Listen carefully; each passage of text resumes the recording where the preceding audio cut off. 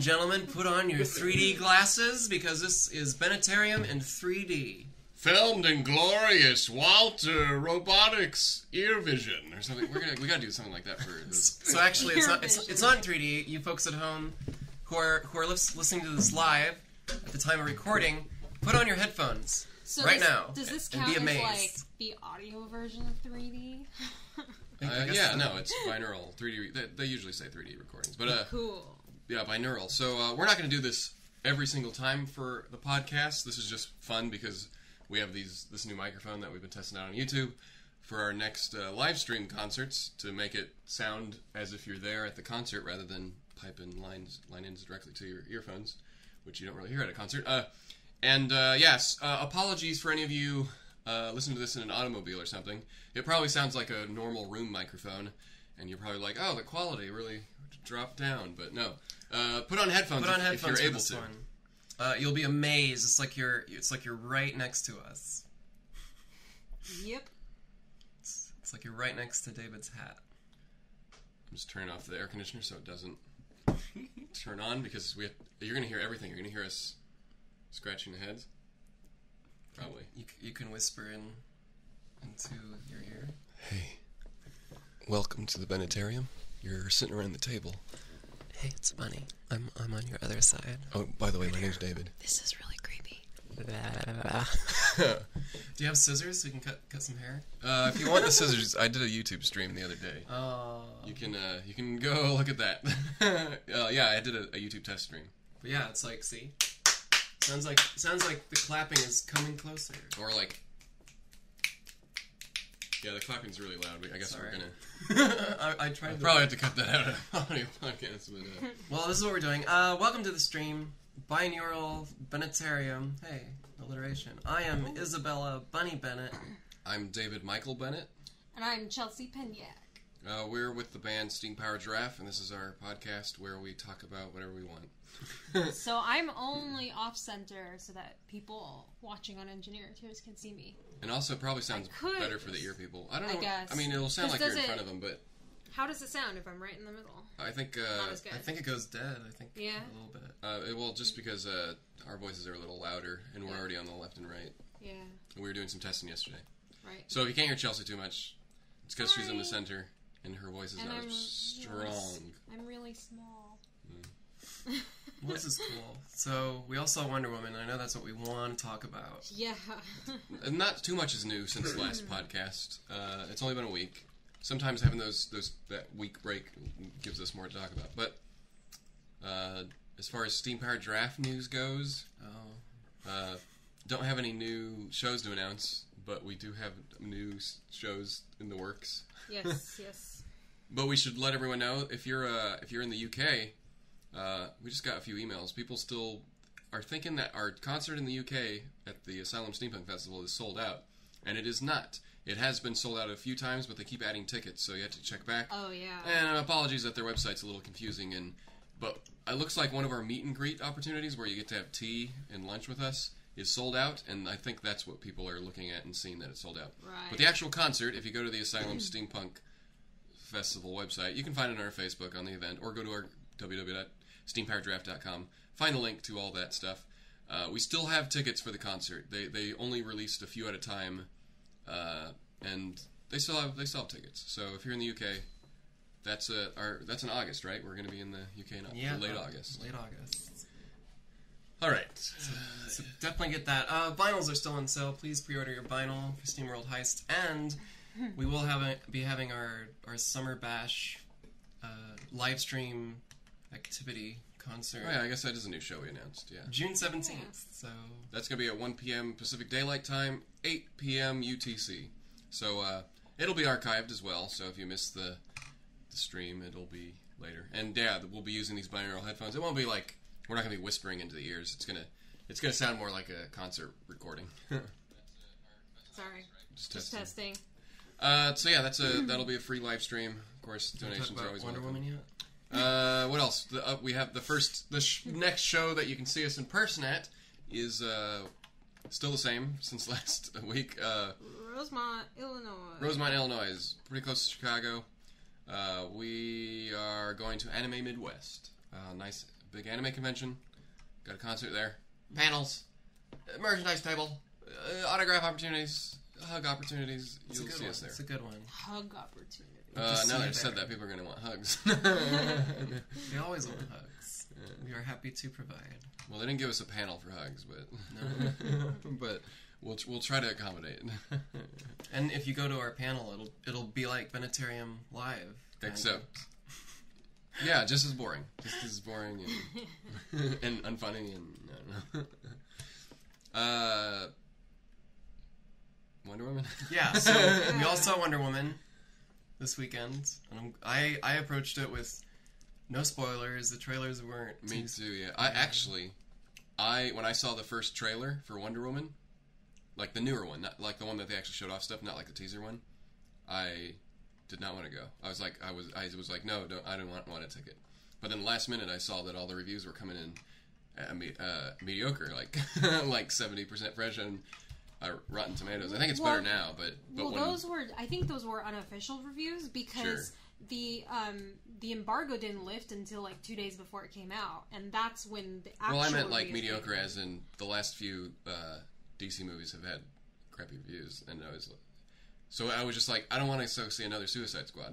Batman vs Superman was entertaining. I'll grant it that. I didn't care for it too much, but I knew this one. But I couldn't do another Suicide Squad, so I was like, no, fool me 3 times, DC. But no, it was. But last minute I saw the reviews were coming in, and it was like, oh, it's actually a good movie, and I wanted to see it. Can't really talk because I liked Man of Steel and Batman v Superman. So I thought they were all right, but Suicide Squad was definitely. No, that was terrible. That was almost like a nail in the bad coffin. Filmmaking. That's what that one was.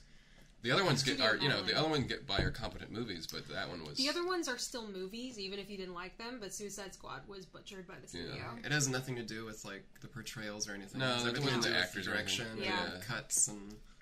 But Wonder Woman is the one that I think it did save the universe. It's re-sparked my interest in Justice League. Like, I mean, I don't know if it's gonna be as good, but yeah, I saw someone joke on Twitter after the smash hit, of Wonder Woman over the weekend. Someone was like, somewhere out there, someone is furiously editing the next Justice League trailer to include, more Wonder Woman. Is it Joss Whedon? I think he took over. He's took over the pickup shots and the editing. Yeah, because Zack Snyder had the Death in the Family, and yeah, I'm sure it won't was change. done Yeah, I mean, even Wonder Woman was written by Zack Snyder in part too. So his family or wife, it's all kind of connected.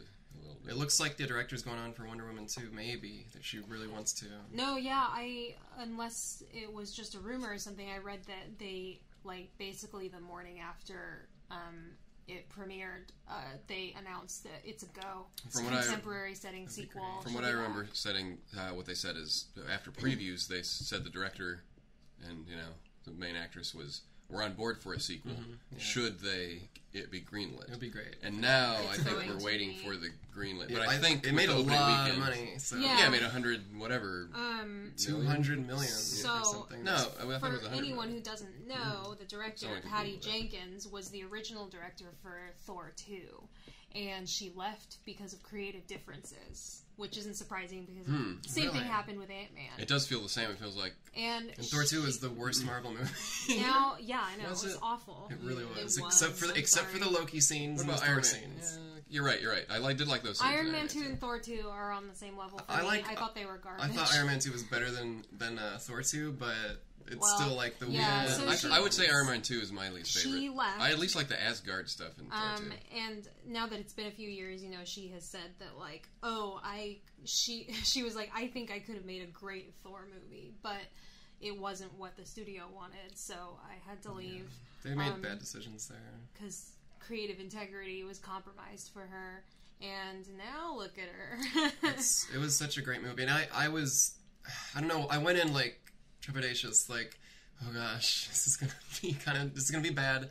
I love Wonder Woman. I grew up watching the Linda Carter reruns in the morning, and I wanted to be Wonder Woman, and everything she stands for, as a feminist symbol, is just. She is. Her roots are in feminism. You can't escape that as much as people want to, say it's not about that. It really is. That's where she comes from. And the movie is, I like that the movie it has these obvious themes of feminism and that you can relate it to today's cultures, but it doesn't beat you over the head with it, right. which I appreciate. Yeah, I mean, if you're just a superhero fan that wants to see a superhero movie, you're not going to be disappointed, and you're not going to say, "Oh, this is speckled with so much feminist agenda." Like, it's not that way at all. Such the word feminist has such a negative stigma now because of people who take things way too far, and it wasn't feminist propaganda or whatever that is, it was a competent film which also just had those themes in it. Well, because she's a woman, I think that's the way what I took away from it. It was she's the a way woman. they did it was so elegant. They could have easily they walked the line, face, which is I don't want anything shoved in my face, even if it's a progressive idea. That's not how you go about it, forcefully. And it was a superhero movie. We got everything that but to be fair, this one did. It was more superhero than a lot of the superhero movies. I think Red Letter Media's review kind of put it, said it correctly when it's some of these other superhero movies are turmoil between heroes, and this one was Civil focused War on and Batman v Superman. It was more than just an origin story. It was here's her. I mean, without any spoilers, here's her in the trenches of World War I and stuff. It was you're seeing her save people. Gosh, you don't see that in superhero movies. Those battle scenes, I was crying when she just it was just such a great moment when she just shoots. We're not going to get into spoilers, right? Well, anyways, it's just a moment of But yes, that first where her team comes together and and inspires everyone, and it's just finally seeing her up on screen with her lasso and just kicking butt. I knew that this is a good movie.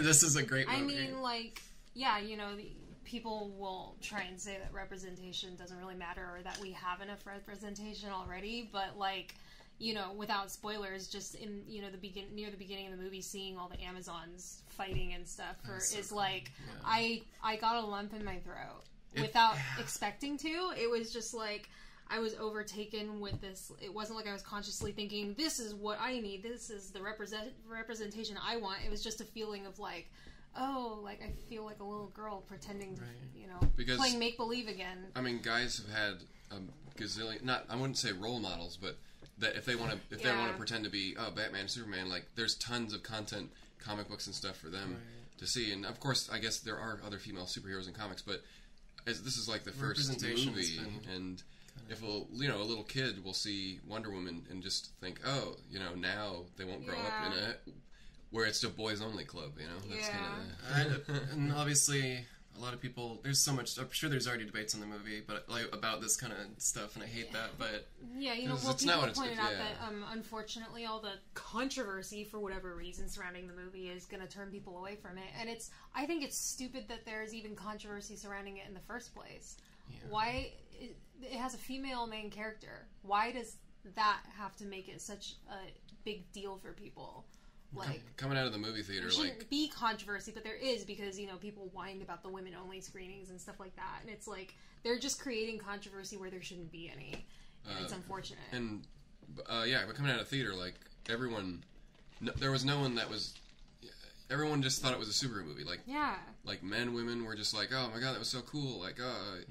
It's just everyone thinks that she's badass. When you're there in real life watching it with a theater full of men and women and kids of both genders, it's nobody is talking about it was good because it had a woman in it, or it was bad because it had a woman in it. That stuff kind of only exists online. It's weird. When you're actually in a movie theater watching it with people of all genders, no one gives a crap. It's a well-constructed movie, and I think it has themes and stuff, but I want to say you can definitely draw a feminist agenda out of it, messages. Sure. But what it turns into is kind of I don't want to spoil everything, but it's definitely a movie about acceptance and not judging a book by its cover, and everything has complexities that you don't know everything. You don't know everything. I wouldn't say that's a spoiler. I think that's much more about it without spoiling. Well, I just say that's not a spoiler. Knowing what the theme and message of the movie is a reason to go see it. It's really good. I mean, it's I felt if I was sometimes during the movie I was trying to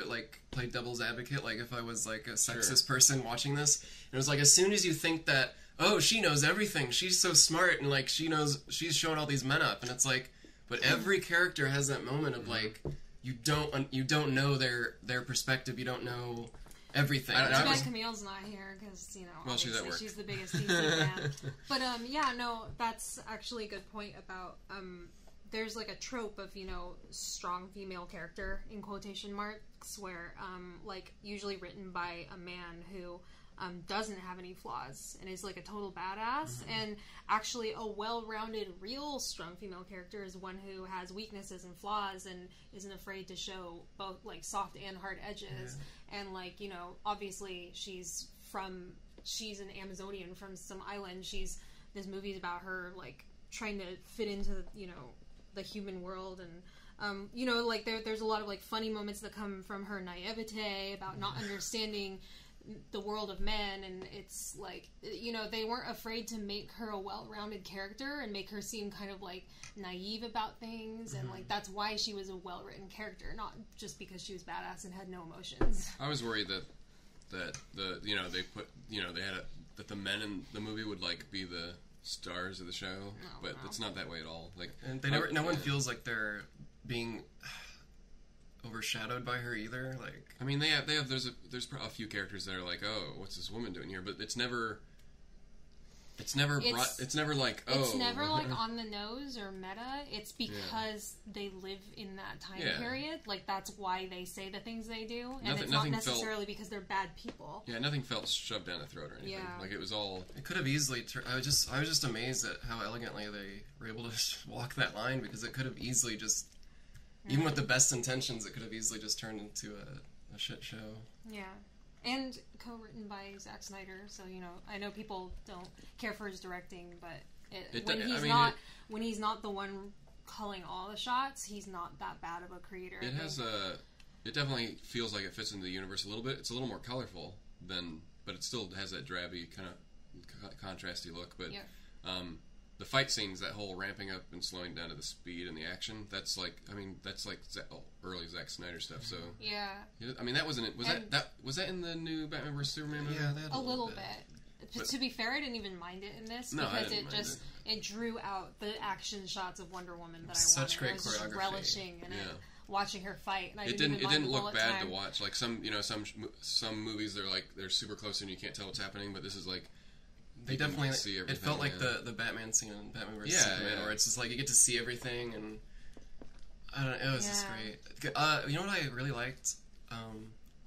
After exiting the theater, I realized that the CG was like super subtle. Like they were very selective on using CG, and it made those moments like stand out like in a good way. I think, and without spoiling, the only thing that I think. I'm not going to say I look at reviews to base everything on, but you know, just as a general opinion, like, do anyone else think the same thing? And I think it suffers from the third act boss battle. The third act boss battle, or third act weakness, is something that pretty much every superhero movie suffers from. This one's a little better, but we don't want to talk about it. I wasn't surprised at all that this one was kind of the same as every other superhero You remember movie. the second to Wolverine the point where movie it didn't bother me, because I was was in like, Asia? this is how they go. Yeah. And it kind of had that kind of mentality a little bit. Like, here's this really... I really liked the art direction for that whole scene. Like, it was so badass. Like, I don't know. But yes, it was like, it's the same thing, like, it's like the same trope of like a giant beam going into the sky and you have to solve that. It was that kind of trope where it's just all this CG is happening. But you know, it had a lot of character development, and that's why I think that something like that doesn't... Because you look at something like Avengers 2 and it's like, it's just a CG fest boss battle the whole way through. That scene for the where most they're part. all like, where they're in a circle, like all fighting stuff, and it's like it slows down, and one of them does like a flip. And you know, that moment should have been like so amazing, but it wasn't. That's the shot they used in the trailer. And we already saw it in Avengers 1. It had no substance. There was like no reason for it to be in the movie, and I remember just laughing hard at it. But yeah, with this one, it's like I liked the pacing of the film. They spent a lot of time on even little things, and they didn't cut to a new scene like. It's like all the flashy action came from it had a reason. Like, you know, it came from a thing in the movie that caused the action. So character development. I think it is it's a character-driven story, and the plot is. It all just worked. I'm going to see it again Thursday morning, with my parents. Everyone go see it. I really like the villains too. Like once again, I think it walked the line of like. They felt kind of campy, but they felt like real people. And I love Dr. Poison. Like, she was pretty great. Yeah, I always try and, like, when I start complaining about a superhero movie being too campy or cheesy, I always try and take a step back and remember that comics are cheesy and campy, and I'm like, oh, well, I guess it's not that bad if they're flying around and doing weird things, because that's what the source material is. But that's also why it's hard to make a good superhero movie, because you want people to feel like emotionally invested, but you're still making it a comic book movie. So, but yeah, no, it was very good. Chris Pine's... it's one thing that kind of bugged me, and this happens in a lot of movies. So I assume that one scene, everyone's supposed to be speaking German. Like, you're not supposed to think they're speaking English. Oh, yeah. but they're doing it with a German accent, and I hate that in movies where they don't... Why can't you just learn the lines in German? Subtitles. Like, we're not that dumb. Because I guess you're supposed to just, like, forget about it and think they're speaking the language or something. Everyone speaks English, but whatever. It might. I wonder if it has something to do with it, being distributed overseas. Like, they don't have to create more subtitles or something. Oh, maybe. Yeah. I don't know. Well, it was definitely a choice. Chris Pine's accent for that scene was kind of bad, but he was actually... I liked him.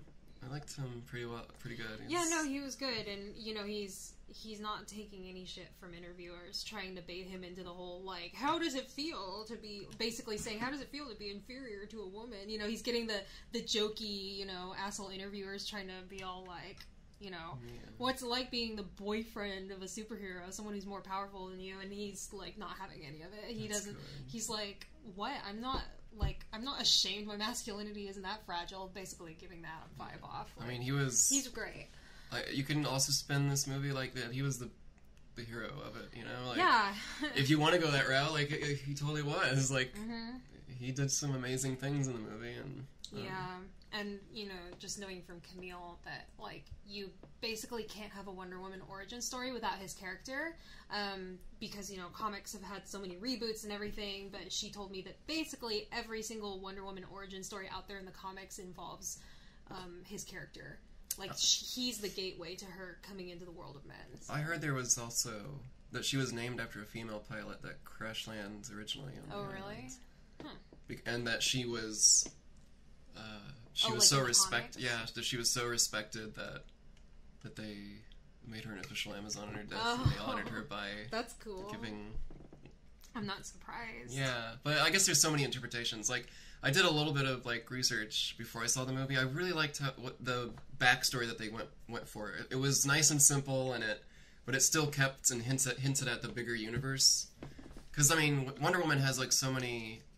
There's Cersei, there's... Because Cheetah's a Wonder Woman villain, right? Yeah, that's why, like, in Injustice, she's, like, the last boss battle if you're trying to get the movie armor, because Cheetah is a... shout out to Injustice 2 with their movie tie-in. Yeah, you have until June 6th to get all of your gear, but Cheetah is a Wonder Woman villain, and I think she might be an Amazonian, too. I don't know anything about her, but from the quips I've heard in the game between the two of them, it sounds like she's cursed.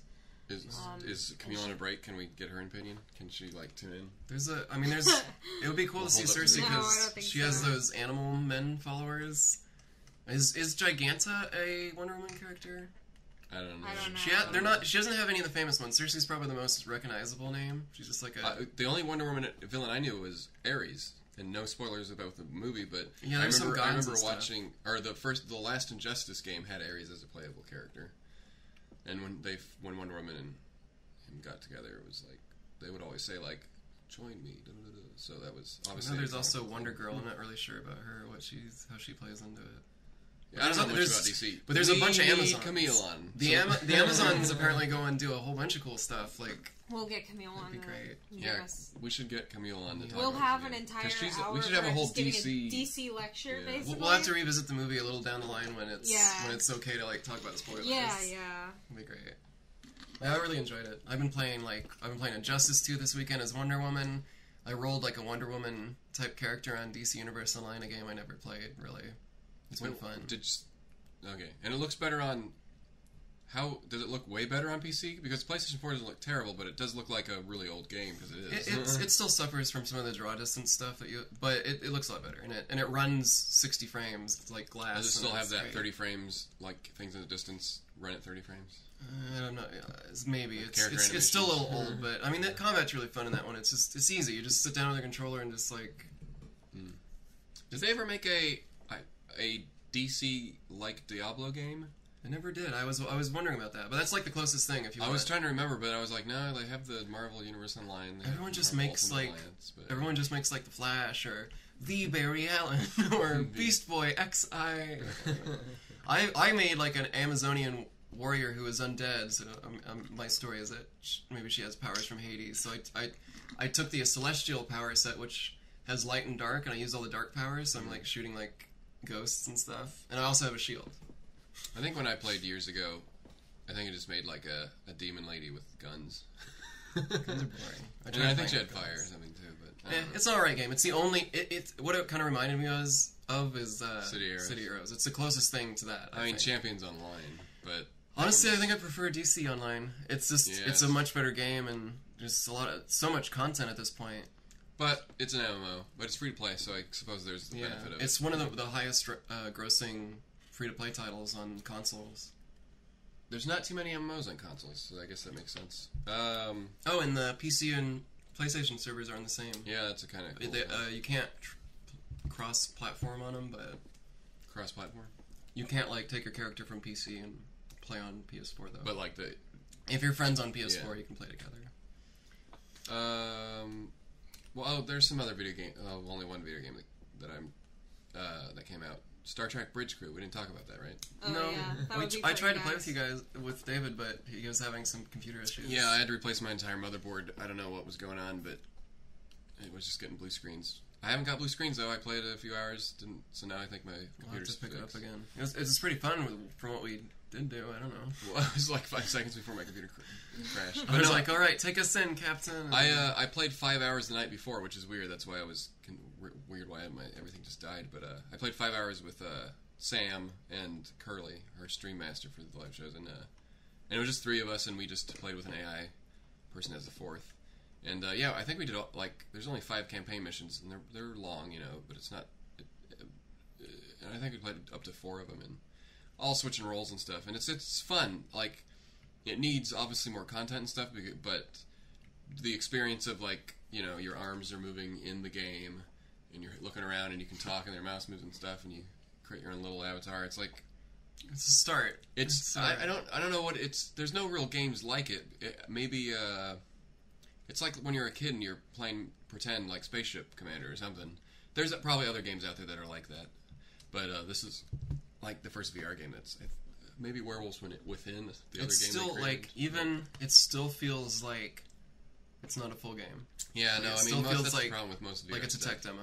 Yeah. But it's still fun. It's just... But I mean, it has a lot of content. It does have a lot of content wherein it has that random mission generator, so you can always get something new if you've already beat the campaign. But oh, really? In Star Trek? Yeah, it's. I mean, probably eventually you'll start seeing the seams of where it's just drawing from a pool of stuff. But yeah, it does feel like there needs to be more. But you can tell that a lot of work went into it because if you can choose from 2 different ships in the continual mission mode after you beat the campaign, and you can play as their made-up one that feels like it's in the movie universe, kind of the new movie universe, but then they have the original Enterprise, and all the buttons and interface and stuff is different. So once you learn it for the game ship, the Aegis or whatever, going back to the original Enterprise, it's like you have to relearn everything again because the buttons are everywhere. Like not everyone has the same controls. It's definitely a challenge. Huh? The Aegis. Is it the Aegis? Whatever. I don't know how you say it. I thought it was Aegis. How do you spell it? That's the. Maybe it's the that's Aegis. Athena's shield with Medusa's head on it. Oh, really? The ship? That's her weapon. But yeah, it's we'll definitely have to play and stream. It's funner to play than it is to watch, I guess. But that's just because VR is probably motion sickening. I like the weird hand thing. Yeah. It just makes me want them to do more. Like they need. I just want more games like this. But yeah, the multiplayer it's what you can. Being in a ship and controlling it as a team is pretty cool. That's I mean, we probably talked a lot about this VR stuff in our first 4 episodes of this podcast, but still like VR. Still waiting for. I don't know when there's going to be a VR because there's no right now. For me, there's no VR game that I'm like, I want to go and put on and play every day. Like it's more of a special occasion type thing. Like when Bridge Crew came out, I played it for a good 5 hours, but I didn't go back and play it the next day. Or just something. imagine like stepping into the world of Skyrim, or Yeah, basically we need a full game that just happens to have VR. Because right now it's always like a side thing, like, oh, put on this headset and see a character view, or it seems like the easiest thing minigame to do. I mean, not the easiest, but if they just take a pre-existing game and convert it to VR somehow, that would be probably... And that's what Bethesda's doing with Fallout 4. That would be pretty cool. They'd have to change a lot of stuff. Coming to Vive, so that'll be nice. Cool. Yeah, I mean, who knows? Hopefully they give you the direct controls, because I played Serious Sam. You can play the first and second game like fully, like it's the same game, just higher texture resolutions and stuff. And you can use joysticks. I mean, I have to use the Oculus through the Rift, so I have the joysticks, and you can control directly, and it works for me. I don't get motion sick, but do you have the? You can use the... Yeah, you have two. You actually have two guns, because that just makes sense. And there's like a little movement thing. Yeah, and if on the Vive, you can also set it up to use the touchpad to move and stuff. So it's not like, obviously thumbsticks are better, but Vive doesn't have thumbsticks. Cool. But they also have a teleporting mode too, which is Some people do get sick with that stuff, so it's not going to be for everyone. I don't get sick from it. The best. I'll get sick a little bit, but it's more like well, what are you gonna play 30 hours in it? Like, it depends on what's going on in the game. Like, I know I said this before in probably one of the earlier podcasts, but that PSVR demo disc that had this "You're Not Spider" cockpit, that one was so smooth, like, and you could go anywhere you wanted. You're in like a robot spider vehicle. Yeah, that was done really well. I thought it wasn't too bad. But a lot of the cockpit games don't seem to make me motion sick. I know we've talked about this before. I'm just waiting for VR to just be a chip in your head, and I don't have to put anything on, because it's so cumbersome, and I think that's one of the reasons I'm just not really into It does VR. take extra effort, right? It takes a lot of effort, and I just want to sit down with a controller. It's like untangle the cords on your head. Someday when it's just an implant, and I can just like close my eyes and switch it on, and just like lay in bed and pretend that I'm moving around, and I feel like I'm moving around. Sure, we'll get there eventually. Kind of like Black Mirror, San Junipero, we're only that. in Gen 1 of the consumer version. So. When I can just like enter an alternate reality by just closing my eyes, and then I'll probably be interested in playing. This is annoying for everyone, because they're hearing me slurping and stuff this drink that's almost empty. What about like glasses? I think that eventually we'll just get like glasses that block out the light, and then I mean, that technology had to come a long way. Right now, it's just too much work. I'm like, it's so heavy, and every time I play VR, all I do is fidget with it constantly. It doesn't matter what brand headset it is. I've tried all of them. You get used to it, like the more you play. Like it hurts my nose and stuff. But yeah, and I think you played more with the Vive, which does feel more like really heavy like underwater goggles or something. PSVR is probably the most comfortable one that I've. Yeah, PlayStation VR is the. Yeah, it's just that's unfortunate that it's tied to a underpowered system, but whatever. I have played in the Vive the most, and that's the heaviest. They all have things going for them. I have all three headsets, and I will say the Oculus has the best touch controls, like the best hand controls. They're light, they're small, and they have joysticks, and they're basically just regular game controllers. And it's Fresnel lenses. It looks the best quality-wise, but the PlayStation lenses are even better, and it would look better in the PlayStation VR would look better if it actually had the higher resolution and also was in a better system. That one's the most comfortable headset. We've already talked about this too. But maybe one day they'll be able to. You can put your PlayStation VR into your. I think there's people who have like made it so you can use the PlayStation VR in PC, but the tracking on the PlayStation VR is not great because it's using regular cameras and light and source, and it's not very accurate. But it does work for the price you're paying. I feel like it's kind of like if you want VR on a bargain, like that PSVR is the way to go. Every time we get together for the podcast and talk about video games, that's all I want to do the rest of the day is sit down and play video games. And I'm like, now I have to work still. We still work. I have a topic. I finally bit the bullet to see what all the hype was about. I got myself one of these things about. So I'm gonna have to yes. Oh God, I was right. So what? That's it. That's all it does? So I don't know. Mine is obviously a little cooler than. I'm not sure if. Can you explain it for the people who are Engineer-eteers? But like, you can make this kind of toy out of anything. I'm not sure if this is like a great representation of what the ones they're selling because I thought it's a little they did different. More.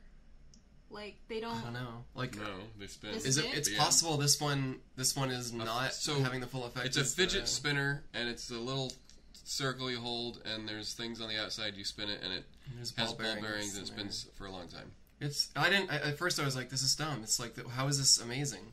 And then I couldn't put it down. And I was like, I just kept spinning it. I'm like, okay, so maybe that's all it is. And I'm gonna try to get like one of the teachers. These are the bane of teachers everywhere. I bet. I mean, yeah, it's kind of like Tamagotchis back in our day. Yeah, there's always something.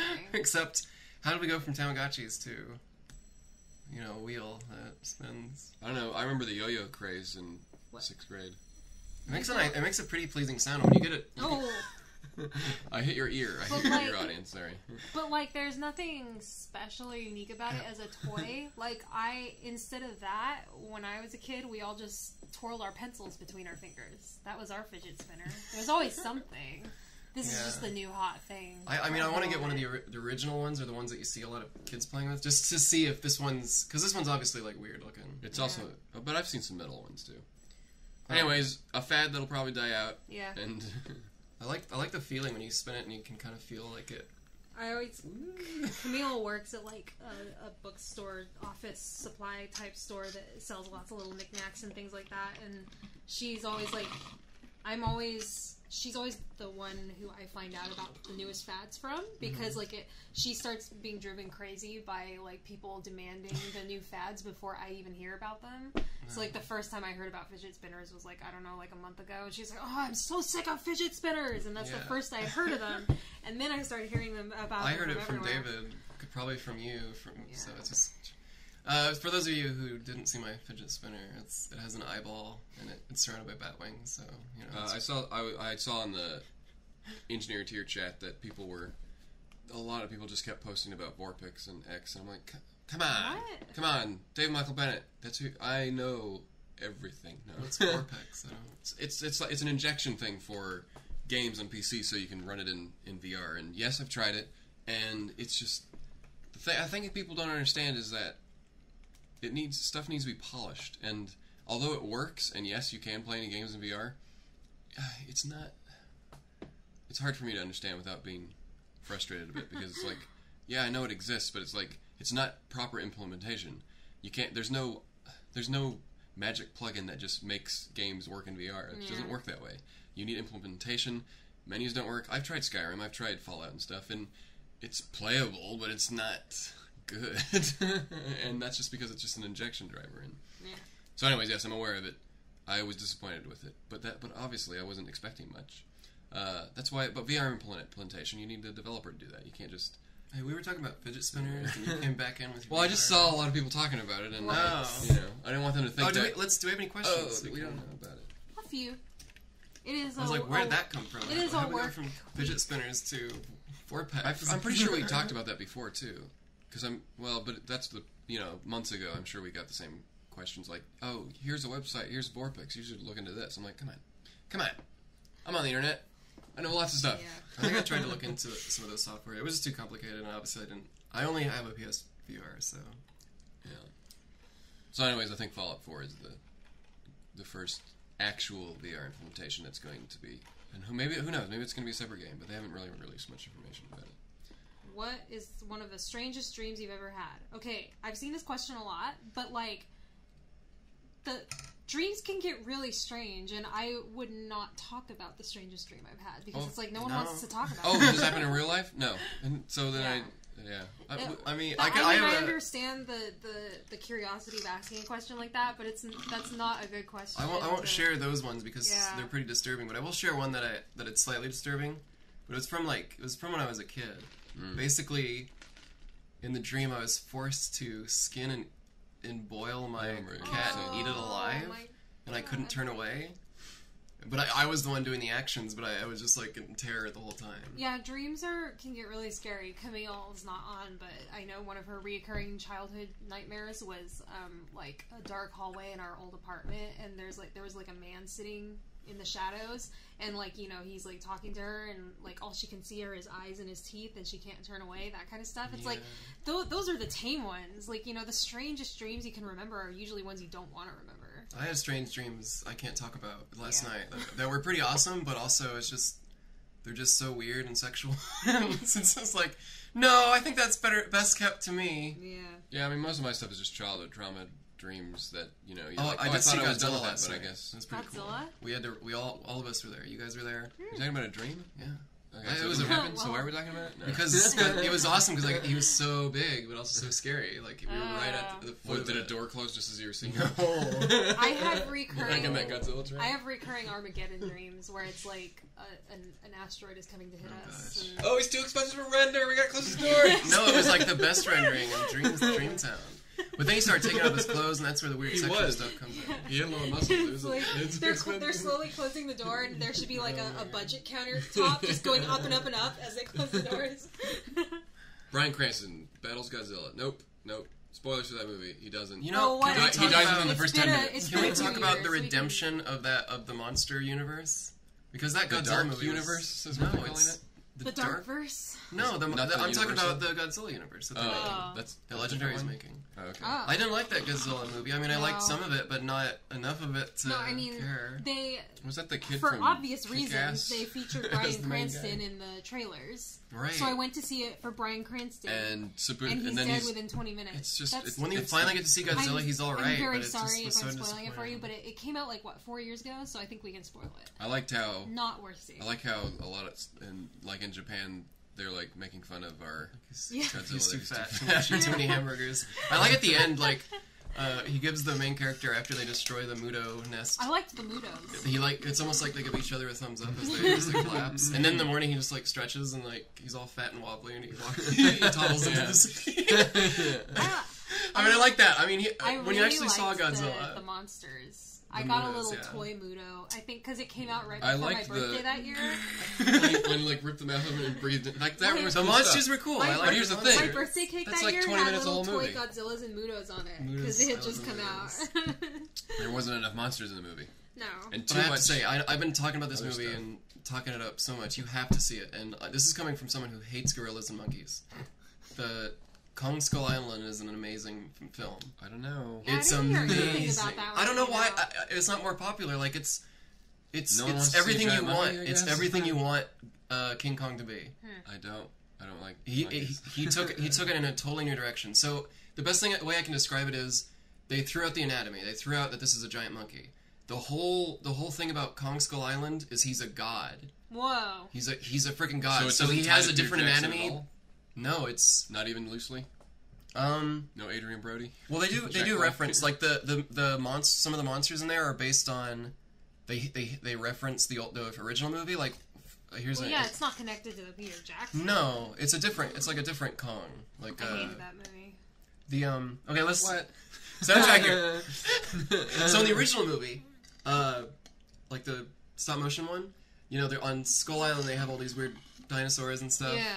and spiders or something. But there was one lizard that it wasn't in the budget to give it 2 extra legs, so it was just a 2-legged lizard, which looked really weird. It's just one of those things in the movie that was like, why was that there? But what they did is they took that creature and they made it the main bad guy. Oh, really? So the skull crawlers in the movie are 2-legged lizards that are so cool. But there's so many different monsters in the movie. Well, King maybe Kong once is so it comes, good. Well, maybe if I don't have to pay to see it. And John C. Yeah. Riley, I'll John see C. it. Riley No, I is wanna see it. amazing. If Oh it's my on God. like Netflix, I'll watch it. And you have to watch the end credit scene because that's where the monster universe is. Now, revealed. Peter Jackson thing, I'll admit there's some weird things in there, but as far as going from, I mean, yeah, that's a pretty I'm old not here movie to at this debate point. it. It's like 10 years old. I don't care. I didn't like That it. was, I only saw it the one I time. thought there was a lot going on in King Kong I liked. I just thought the pacing was The old one? yeah, like a little weird. Yeah. But there was some great scenes. The fight scenes and stuff, pretty great. It's And just the whole, it's set in the 1930s, after they got the island though, you whatever. just turn it off. It's not, yeah. not worth after they get off the Oh, island. Oh, yeah, the yeah. island? I don't remember. Do you know I don't what remember. Kong I just Skull Island's all being- I'm about? just being scarred by Andy Serkis being swallowed by a giant maggot. Oh, yeah. Like, I was disturbed by the movie. But that's why On they Kong look Skull Island, so they never creepy. make it to New York. They never I show don't- it. It's just everything you loved about that King Kong is just that's what the movie is. Oh, and I remember that the ending where he's on top of the building was like super drawn out. Yeah, it was I mean, like- I was yeah, a it's lot not- younger, I get it. but like There's some dumb stuff in I that just movie. left Don't the get me movie wrong. not liking it because I was like, that was just like so bland. Well, and at the time, it was technical marvel because they Sure. took that whole golem stuff and they've moved it over there. But see and- that's where I can like I can whatever. I'm not. It gonna had some argue good. it. I just thought Some like, of it doesn't age well. That dinosaur scene was cool. the for a while. Pontosauruses. I That was can the worst part, appreciate yeah. technical marvels, but technical marvel alone won't make me like a movie. And also, it was a pretty good role for Jack Black. Like he wasn't, you know, it was a dramatic role for him, basically. The movie suffers mainly, I think, from just the pacing. It's super long. Yeah. There's some amazing scenes in it, like, and there's some decent dialogue and stuff, but it's just too much of it, and it's like, I can understand why someone wouldn't like it. It's just too much. It's just, and there's no point in having it be that long. Yeah. It feels like what Peter Jackson would have done if he did a King Kong movie, like based on coming off of Lord of the Rings and stuff. That's what it felt like. Yeah, I mean, the T-Rex fights were pretty amazing. And even some of the tribal stuff that they had was like, oh, is this just Mordor again? What is this? I love the Kong Skull Island tribe. It's like everything about the director's really cool too. He's he made a post on Twitter about you know, the men's being upset that there's a women only screening. Yeah. He was like defending it, saying, you know, like we live in this world, and if you choose to be ignorant, like this is the reason why we have women only screenings. Like if you can't see that, like you're just not a good person. It's like it's like this is the world we live in, where women are second class, and how is that? That's not hurting men. It's like, it's not. No one. How about man is being hurt by let's talking allow. I'm not just gonna say allow. Like let's get back to that topic in 100 years when we have 100 years of women only screenings. Yeah. You know what I mean? Like, Well, and it's there's like, a lot of time to make up it for was one women being screening oppressed. on the Tuesday after the movie came out, and you're whining about And it. that's the stupid thing is like, at a minimum, it should be unequal to make it equal for women. But that's not what anyone's asking for. They're asking for but equality. also, like, okay, quality of the movie aside, because like I don't, you know, whatever. Quality of the movie aside, the female Ghostbusters when it came out, remember all the men were like, "This is stupid. Like, women aren't funny. I'm boycotting this movie. Don't go see it." And then Wonder Woman comes out, and they have a women-only screening, and suddenly they're like, "My rights! I want to be able to see this movie." Like, you know, you can't win with them, with these guys. It's supposed to, like, come on, Elks Clubs, like, how many men-only things? Yes, everything. It's stupid. Like, you want to boycott a movie for having embarrassing women in to be it, a man. That's but what then that's you what want it to is right complain now. if there's a women-only screening for a movie, you can't go see it. I just, like, it's so stupid, like... The thing is, like, the guys complaining about the women-only screenings are probably guys who wouldn't have gone to see it anyway. Yeah. Because feminism. Well, there is sexism, and it's like, if these men think that, you know, men need to stick to, or women need to go in the kitchen and make babies and no rights. And I'm sure there's some that, and they're like, no, I don't think that. I just don't think it's not fair. It's like it's a way to be sexist without. Right. It's kind of like sexist. the trope, the meme, the milady fedora. Yeah. Fedora neck fears, where it's like they think they're being non-sexist, but really they're just. The post about the guy who like was complaining because he tried to go to the strip club and like give the strippers flowers, and he was complaining that they like didn't want his attention. Isn't that guy suing like Taylor Swift? Yeah, and he's like suing Adriana whatever. He's suing Ariana Grande for he got like a VIP backstage pass. So he was like allowed to be back there, but then he was like trying to share his music with her. Like he like wrote songs and was like trying to share it with her, and then the security like escorted him out, and now he's like suing her, like suing her based on like discrimination or something ridiculous like that. And he was whining about strippers not wanting his bouquets at the strip club. Unfortunately, I heard he also has Asperger's, so I don't know. That doesn't make it all that stuff right, but at the same time, I think there's a. I know this is. I don't want to get like too into the full feminist stuff, but obviously we're a progressive bunch of people. It's like, it's kind of like, I feel like some men. Sorry. It's kind of like ingrained in men in our society at least, that we're expected to give them whatever they ask for, or they feel like they deserve a woman. Yeah, they do. They see all these movies where they're gonna get the girl and stuff. It's so like getting the girl trope. It's damaging if you're watching that stuff, you know, from day one, like, and it's just ingrained in you. You're not even consciously thinking about it, but that's what you're being told by society and everyone around you. It's like you can be nice, but if you're still making advances and stuff to someone and you're wondering why you're not returning it, it's like turn off the genders? Like, what if it was reversed and stuff? It's like, it's not about that. It's about everyone's their own person, and you can't just be nice to a lady and expect her to... The ridiculous concept of the friend zone, which doesn't exist, by the way. It's nice to... It's like, a woman isn't something that you put nice coins into and get sex out of. I mean, there's definitely, also women who probably are ingrained in that society thing too. Of course. But I feel like the majority of women are more neutral when it comes to gender and stuff. Like, I mean, everyone, like, if you're a straight person or you have a sexual preference and stuff, like for a certain gender or you don't have a gender, like, I feel like most people, their first thing is, oh, I'm a human. There's a lot of guys out there who just, they have a hard time separating. There's a reason. It's because they just want to get laid. They want sex. And that's, if you start accepting that, I mean, it could do for anyone. It's like everyone gets a little crazy when they have those, we're human, most of us have those desires. And men, whether it's sex, love, comforting, men get obsessed with that. It's because of the hormones and stuff. And like, I can understand why they're doing that, but they have to, like, isolate it and treat that as what it is, an animalistic urge, and take that out of, like, your freaking, like, day-to-day life. Like, handle it. Like,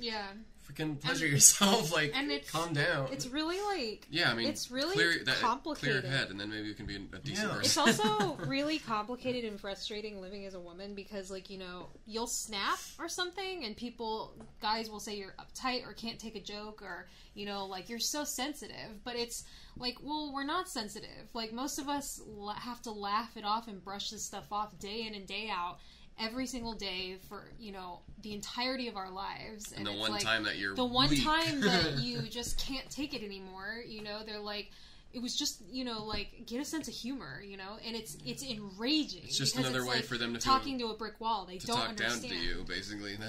It's absolutely. They win no matter what. Yeah, like, the one time you snap and you're like, I'm not going to take this anymore, they'll just laugh at you and, say, like, this is why feminists are crazy. But, like, there's that kind of stuff, where it's like, you've been playing along your entire life, and the one time you can't do it, they'll use that against you and say that, like, this is what's wrong with feminism. There's no I guess honor in because it's such an easy thing to do. It's easy to be an a-hole, basically.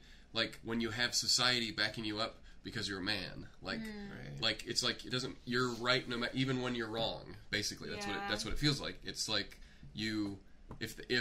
even if like, you say something, like, you call someone out on their BS or something, like, that man can just basically say, oh, you're crazy, you're just a crazy lady, basically, and then and they're correct because that's what society agrees with.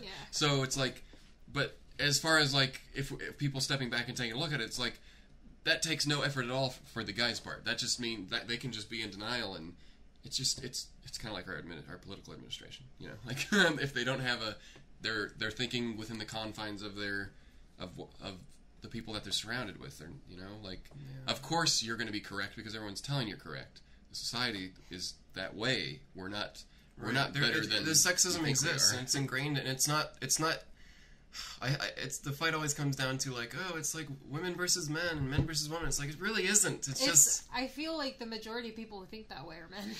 It's our history. They like seeing females as, like, some different species, and meanwhile women are just kind of trying to live their life. There's people that, when they look online and they see the radical of each side, and then people just think that's what everyone is. The internet's stupid. Yeah. The internet's stupid. I've only been... Title of the podcast. The internet's stupid. No, it has to be something about binaural, just so people don't think, what's wrong with their microphone this time? Why does it sound like garbage?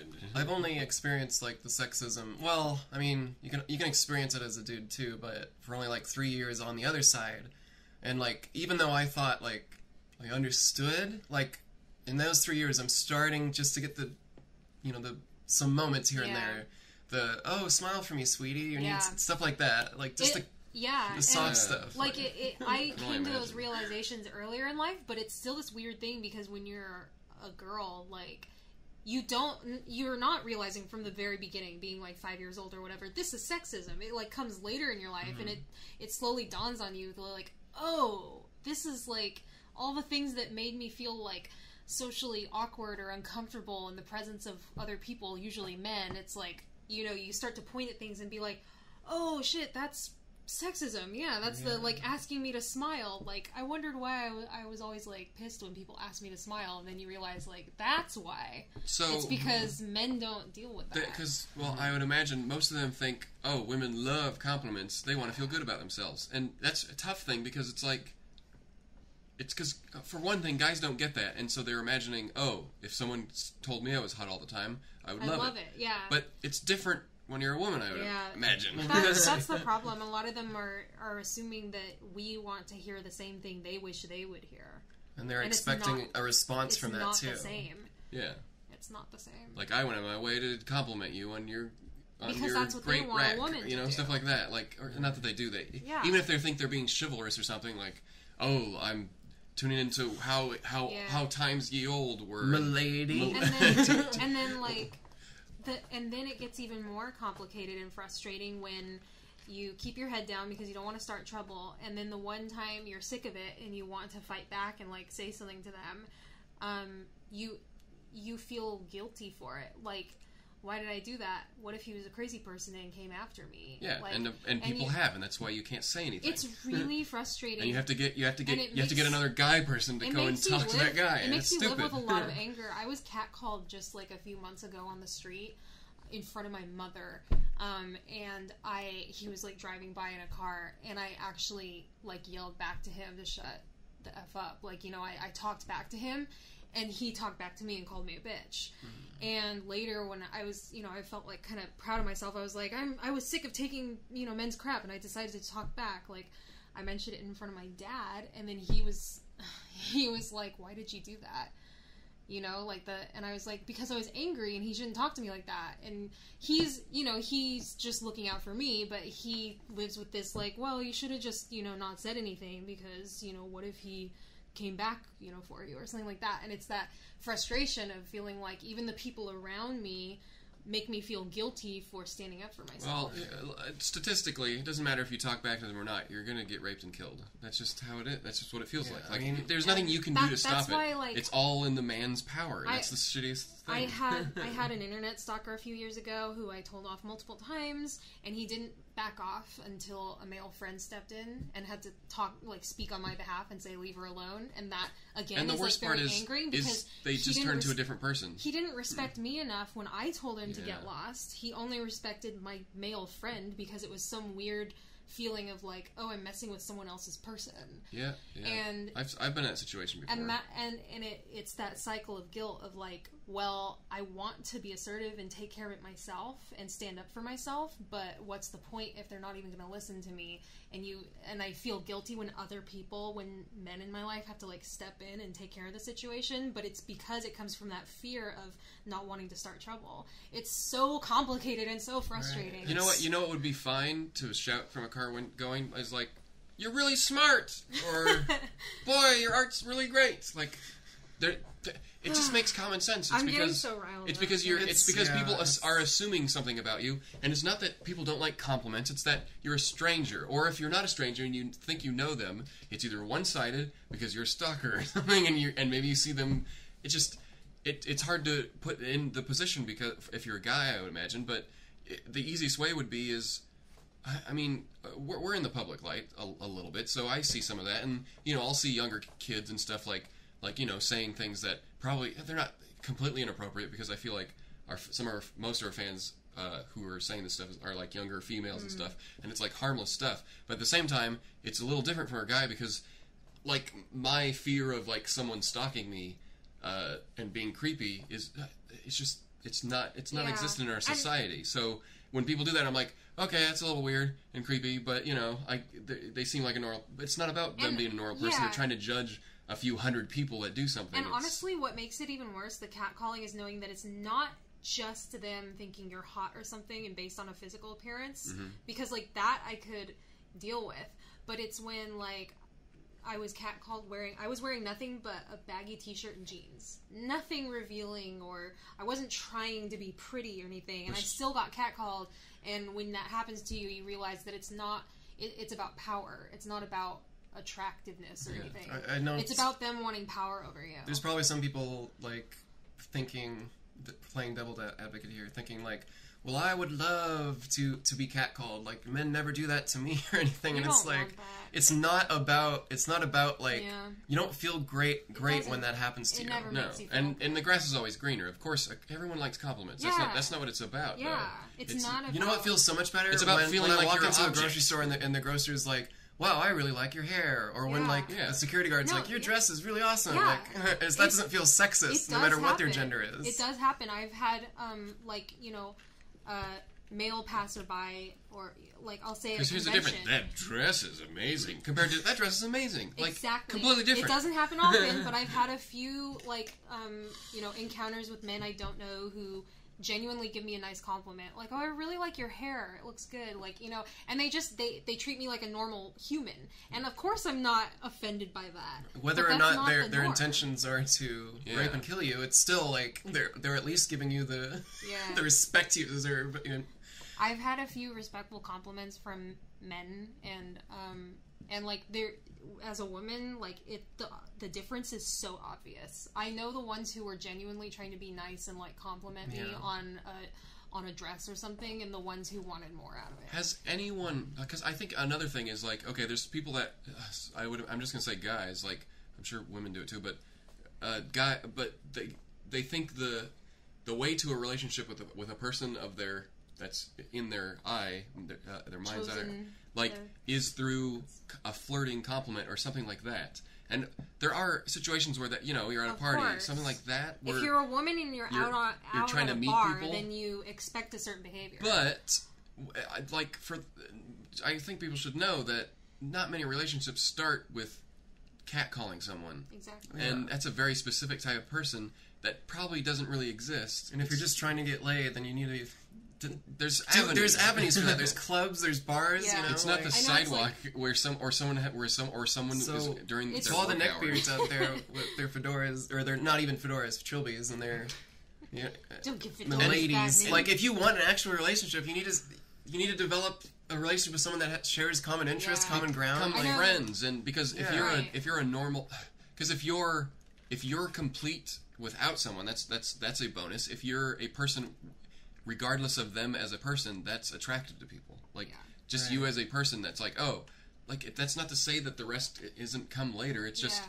that's like trust and stuff. It's like if you're friends with someone, of course Right. you can compliment them. Yeah. Taking away the gender or the sexism aspect about it, it's like when you have those feelings, and I think we've all had them, especially in youth and stuff. It means you have an area of your life that you need to devote to. You need to flesh yourself out as a person. If you have those feelings of bitterness towards someone because they didn't return your call, or they're not liking your compliments, or they don't want to go Yeah. out with you, it's like, well, take a look at yourself, first, because that's a sign of insecurity. It's a sign of, I don't know, Because there's not much you can Yeah. do Jealousy, if but, you're like- on the other end of that. Like, you can't if you just accept all these, I would just say creepy compliments, or something that's like well intentioned in compliments, but they all have a goal in mind.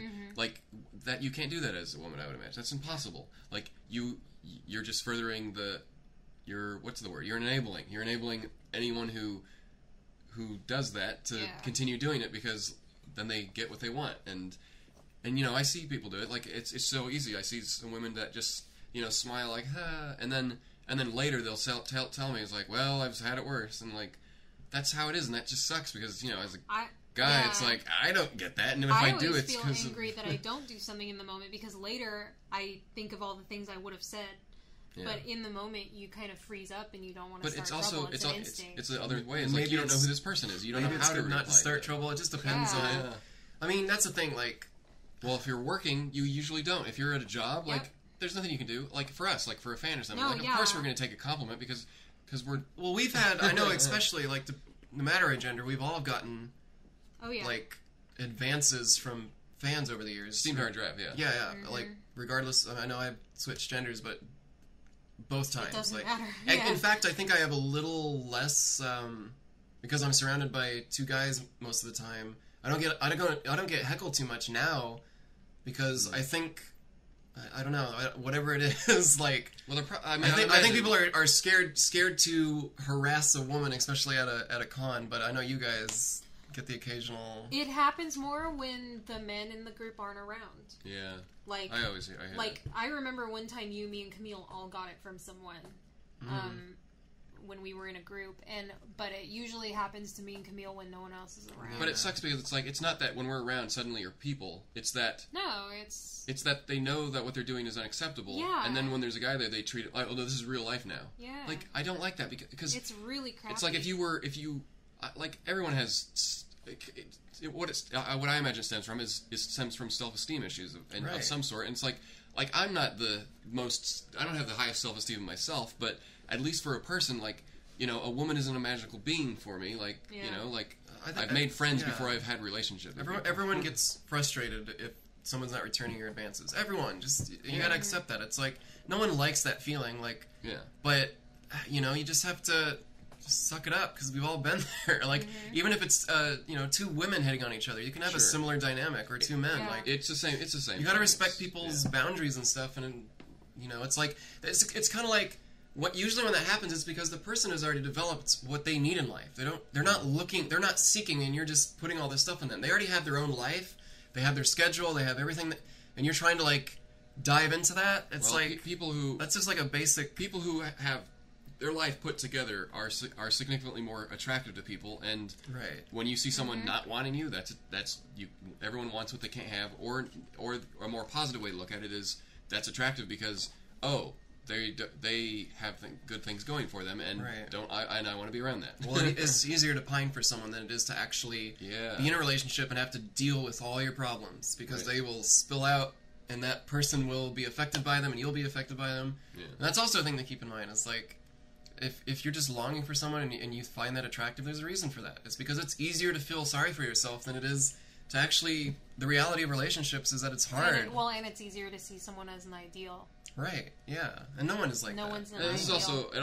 I mean, obviously we're in Steam Powered Draft, so it's not the same thing. It doesn't relate to, like, fans and stuff, like flirting. I mean, it's happened, you know. It's happened. I've been asked on a date when I've been single in the band before, but I try to keep my personal love life, like, not out, and I don't like, I'm not going to a show to hook up with people, you know what I mean? And I never have.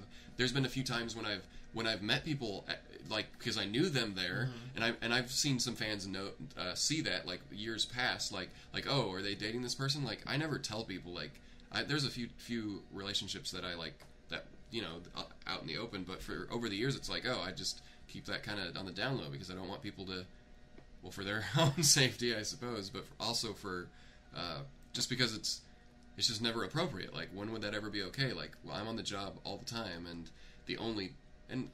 and I guess I only want to bring it up just for I know there's maybe a handful of people out there who, because and there's new people too. Like, we've been around for about 10 years. Like, people come and go, but I remember it. Like, everyone in the band has had this like an issue of some sort with it, and yeah, sometimes it's harmless. Like, oh, I wish I could be in a relationship with you. Oh, you're so attractive, blah blah, and like, but I guess the important thing to say is, like, there's never a relationship that would ever spawn from that kind of work. No, it's an imbalance of power. Yeah. Right, yeah, like, any sort of pseudo-celebrity or a celebrity that you're pining after, it's like, you're at a disadvantage. Like, I mean, if you're even in a work relationship, imagine, like, if we hired someone, like, even if becoming friends with them is probably bar none. Like, of course we could work with anyone we have, but becoming friends with them is like, it's just a different. You can't do that. I mean, we've worked with studios and stuff before, and we're not best friends with the creators.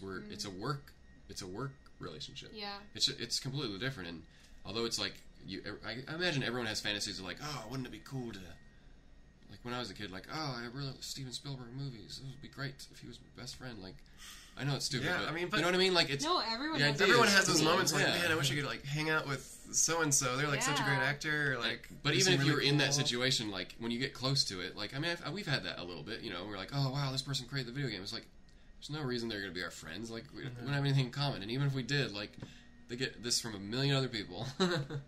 So it's less about individual and more that it's like, oh, well, this individual has so many offers for friendship, I guess, or.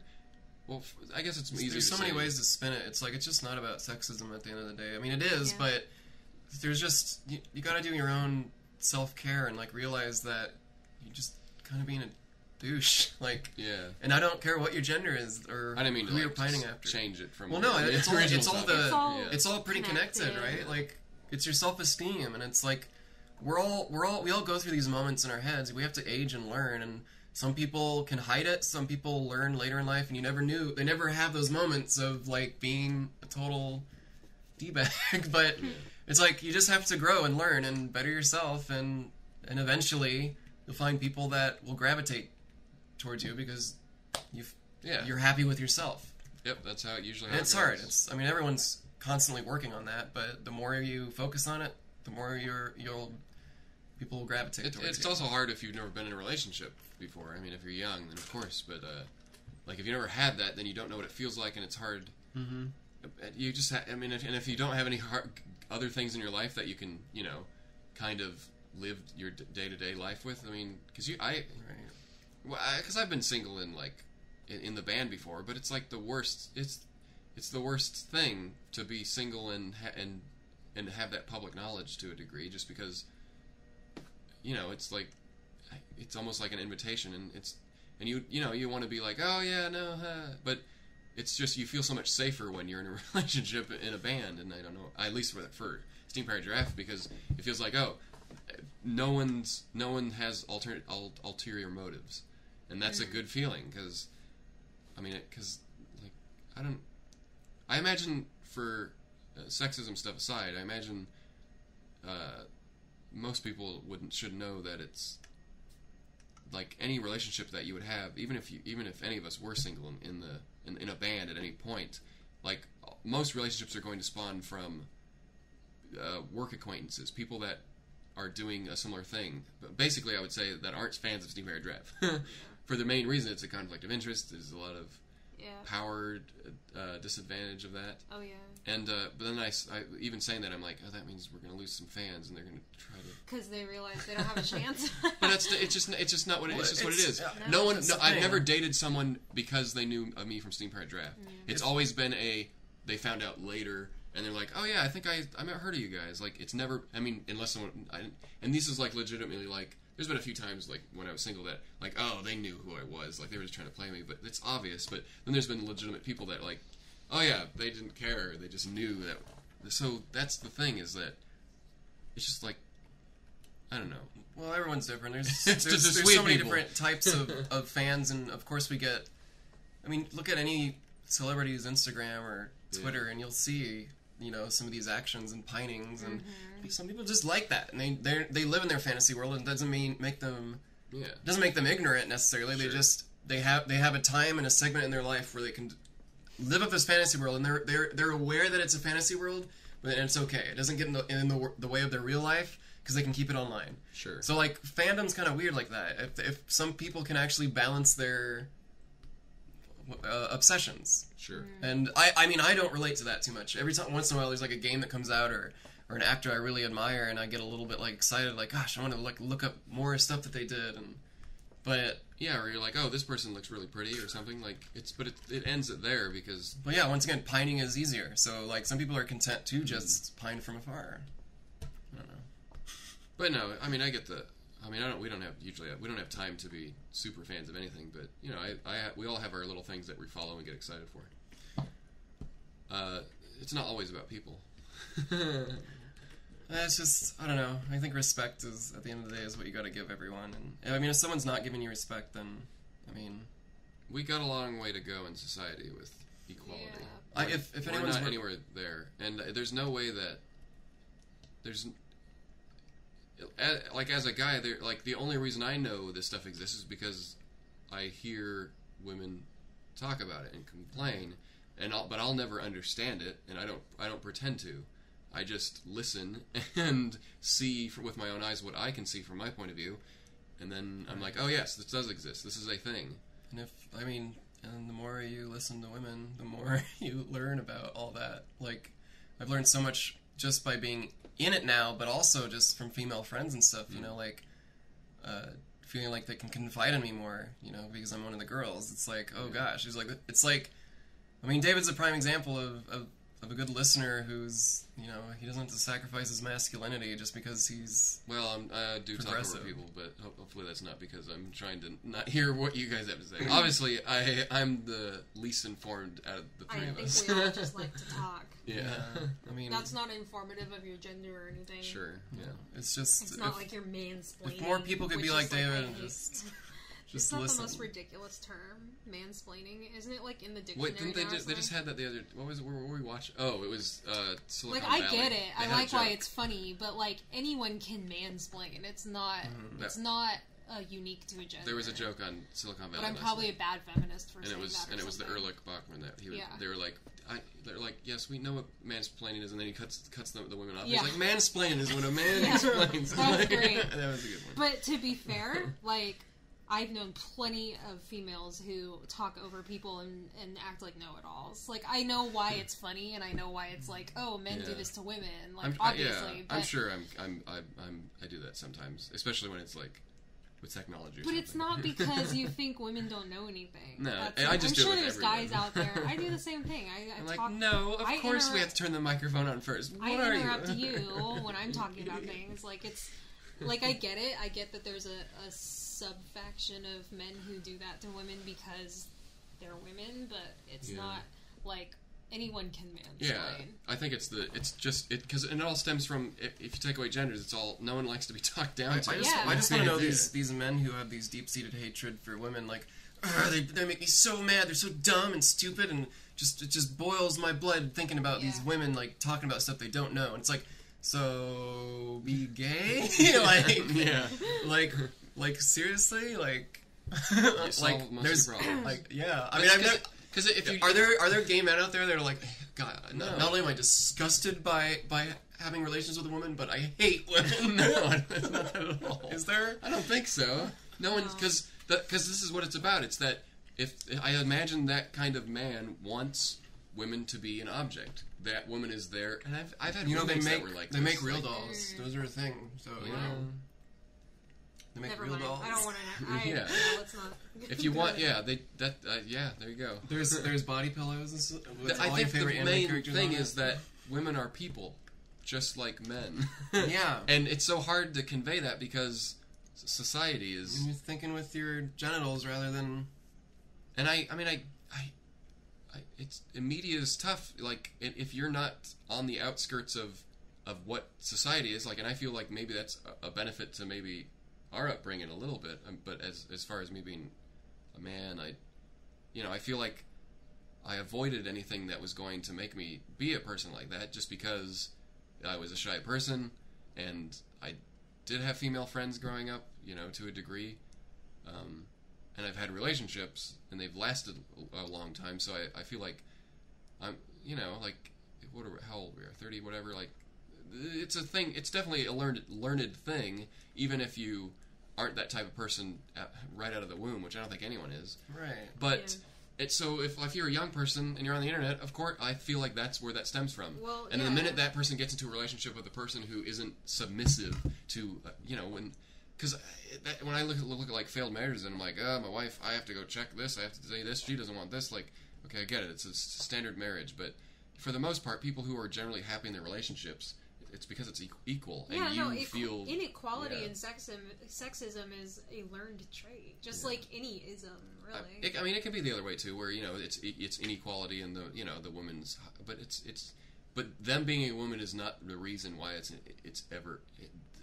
I guess it's to include everyone. It's not an issue. Gender just is because of gender. Yeah, time. in an equal world, gender will not be an issue of equality.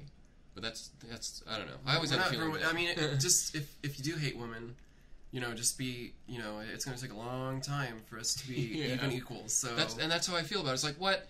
No matter what we do, it's going to take a long time. So because it feels like there's some men out there that feel like, can't we get over this? Can't we? I'm like, no, you can't. But you can just, bam, okay, thousands of years of. And what they mean by saying, can we get over this, is can we just drop it and go back to you being unequal? That, or they're just tired of. Get off the freaking internet, I guess. Yeah. You don't have to listen to all this stuff that enrages you if you don't want to. I guess. It's just so, and I don't know. It just doesn't. I mean, I'll roll my eyes at stuff that I feel like, okay, you're taking it a little too far. But just to be clear, like on the opposite end of the spectrum, there's people who call themselves feminists that are just take it way too far. Yep. Yeah, of course. Yep. On both sides, so it's like definitely. Yeah. Yeah, and then I feel like, okay, so I guess you won't enjoy anything the rest of your life. There's some feminist there are some feminist ideas out there on the internet, Tumblr mostly, that like take it way too far. And I'm like, okay, I consider myself a feminist, I always have, but that's just too much. Yeah. With anything, I guess there's always. And I imagine the males who are the more radical ones and vocal online and stuff they're probably seeing the radical stuff, and that's what they're basing everything on. And like, it's not what it's about. People love it when people scream. Everyone turns to look at the person making the most noise. There was I think this week, the School of Life. I always subscribe to their YouTube videos. They had one about arguments, and they make a good point of like, in a proper society, we would have 4 years during our development stages of how to argue with each other. Yeah. Because what it is now is, oh, this person is impressing me, or this person is showing their emotion, and that's where everything breaks down in argument. Even online, it's like, if and you can see it with different cultures. I know it's like a Canadians, like, oh, they're more polite and stuff like that. Like, that's like a positive stereotype, I suppose. But it's true when you see some of the exchanges online. It's not obviously you'll see it. It's like people are more, they're upfront. They're more willing to say, oh, I'm wrong. I could be wrong, but I don't know. It's like giving the other person the opportunity to not get angry at them, and we don't have that in America, really. No, it's more standoffish. And I mean, when we went to the UK, I was like, everyone's so polite, and that's not that there's not entitled people there. There's not, the humans are humans in general, but you can see how society. I mean, just from our little small forte out into the world past the arguments United States. Usually all spawn. I mean, yes, there's disagreements and shit, but it's like, it does, a lot of it spawns from an emotional something. Like, why do you feel this way? Why do you hate women? Why do you feel like? Because I feel like I'm gonna lose my, like, no one loved me, or that's what a lot of that stuff can stem out of there, and it's perfectly okay. But what you're turning it into is being a d-bag. Yeah, because I mean that's the thing is like and it's not a thing about, oh, you have to be a nice guy. I have to be this. I don't know. They probably have a weird like, oh, I got to be a d-bag to be, to pick up chicks. All the women are bad boys, and they don't appreciate a true gentleman. I mean, I'm sure that's a thing for someone, but tips trilby. But I mean, the main problem is that we live in a society where there's lots of different people, and you can be that person. But the problem is when your person conflicts with strangers. In your own house, you can be whatever. You can have your relationship with your person who likes to be submissive, whatever, or maybe they like being treated terribly. But the rest of the world still exists, and that's the thing is like, we can't all agree on the same religion, so we have to be accepting of all religions.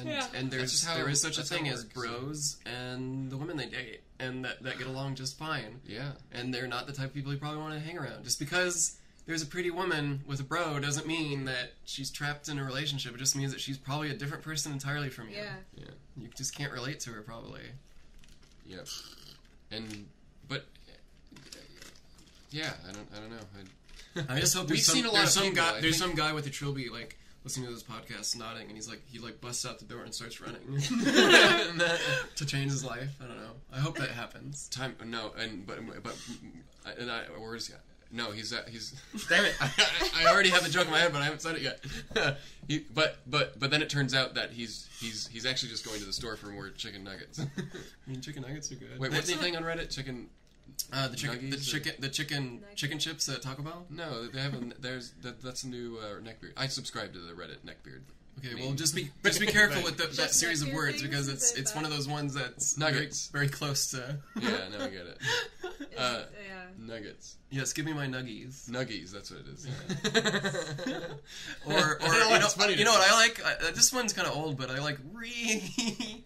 Oh yeah.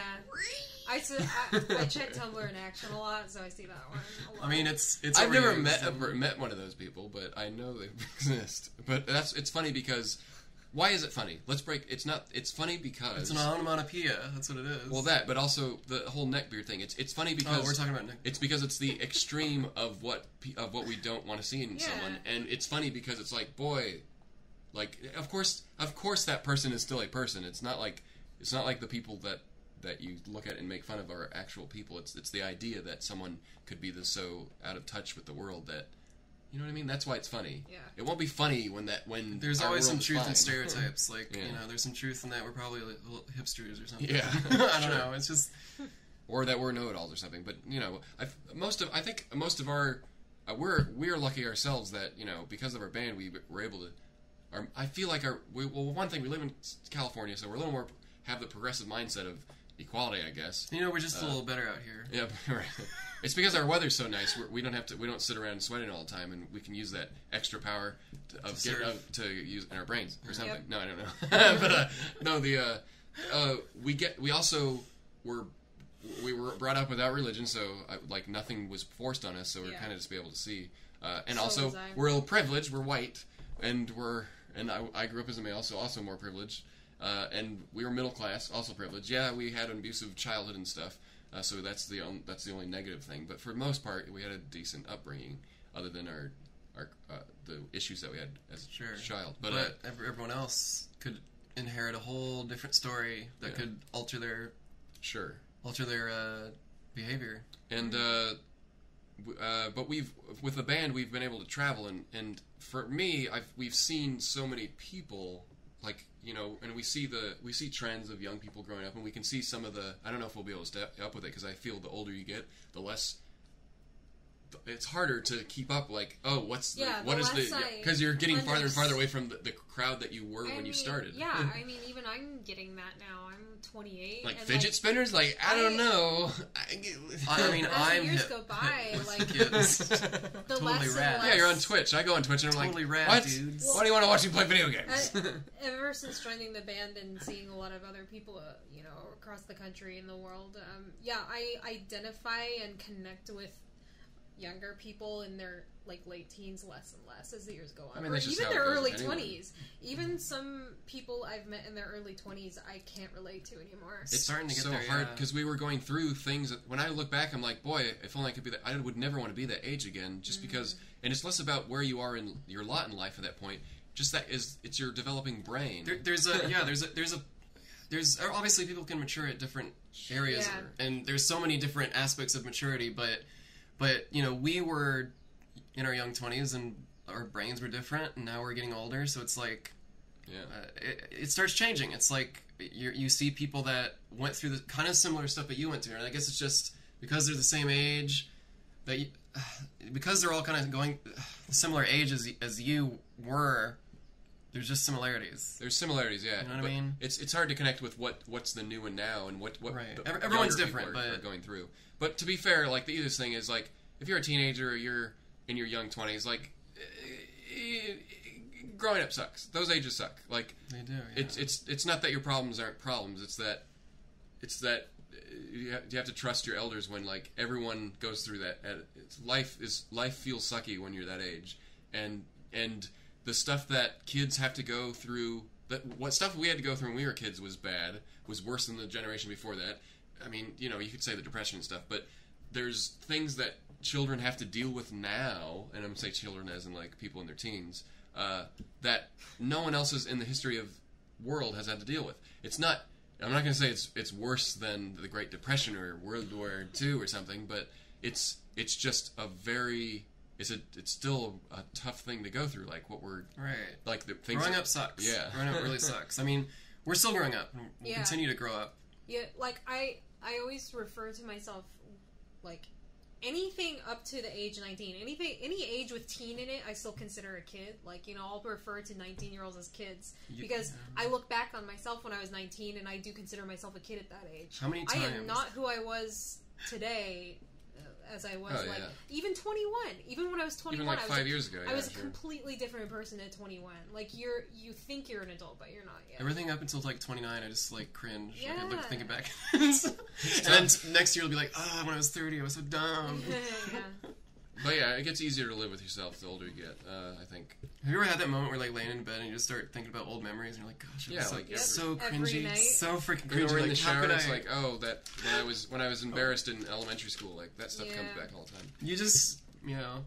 But, seeing people at shows and stuff, I feel like we get, we see the gamut of people, and that, I'm not going to say age groups, but like we're able to see what matters to people, because people talk to us all the time, and it's taken about 10 years, but we see that I would say we're exposed to different people, and we may be relating with our older audience at this point, just because we're becoming older. But something that I think that we can relate to, no matter what your age is nerddom and geekdom, and it's like going to these conventions is like.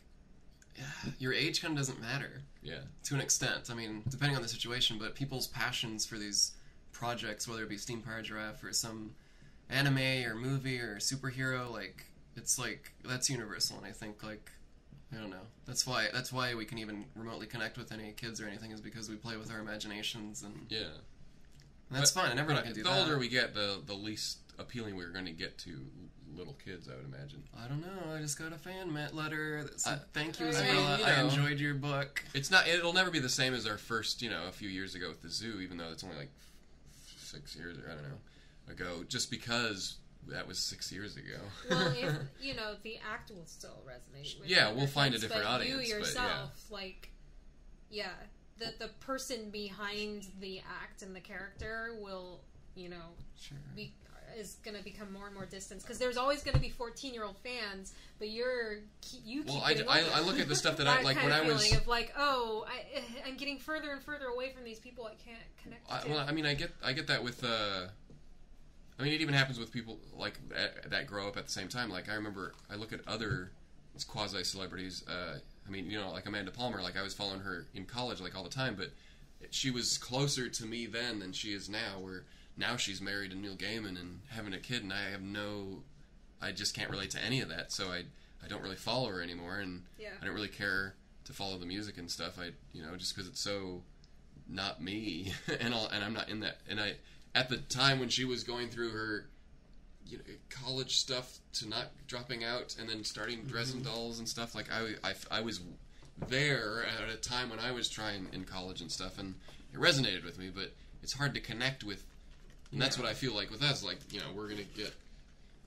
we get older, and, maybe some people will get older with us, and whatever we're going through in life, they won't connect with. And, of course, it's a band, and, like, of course, I'll always like music.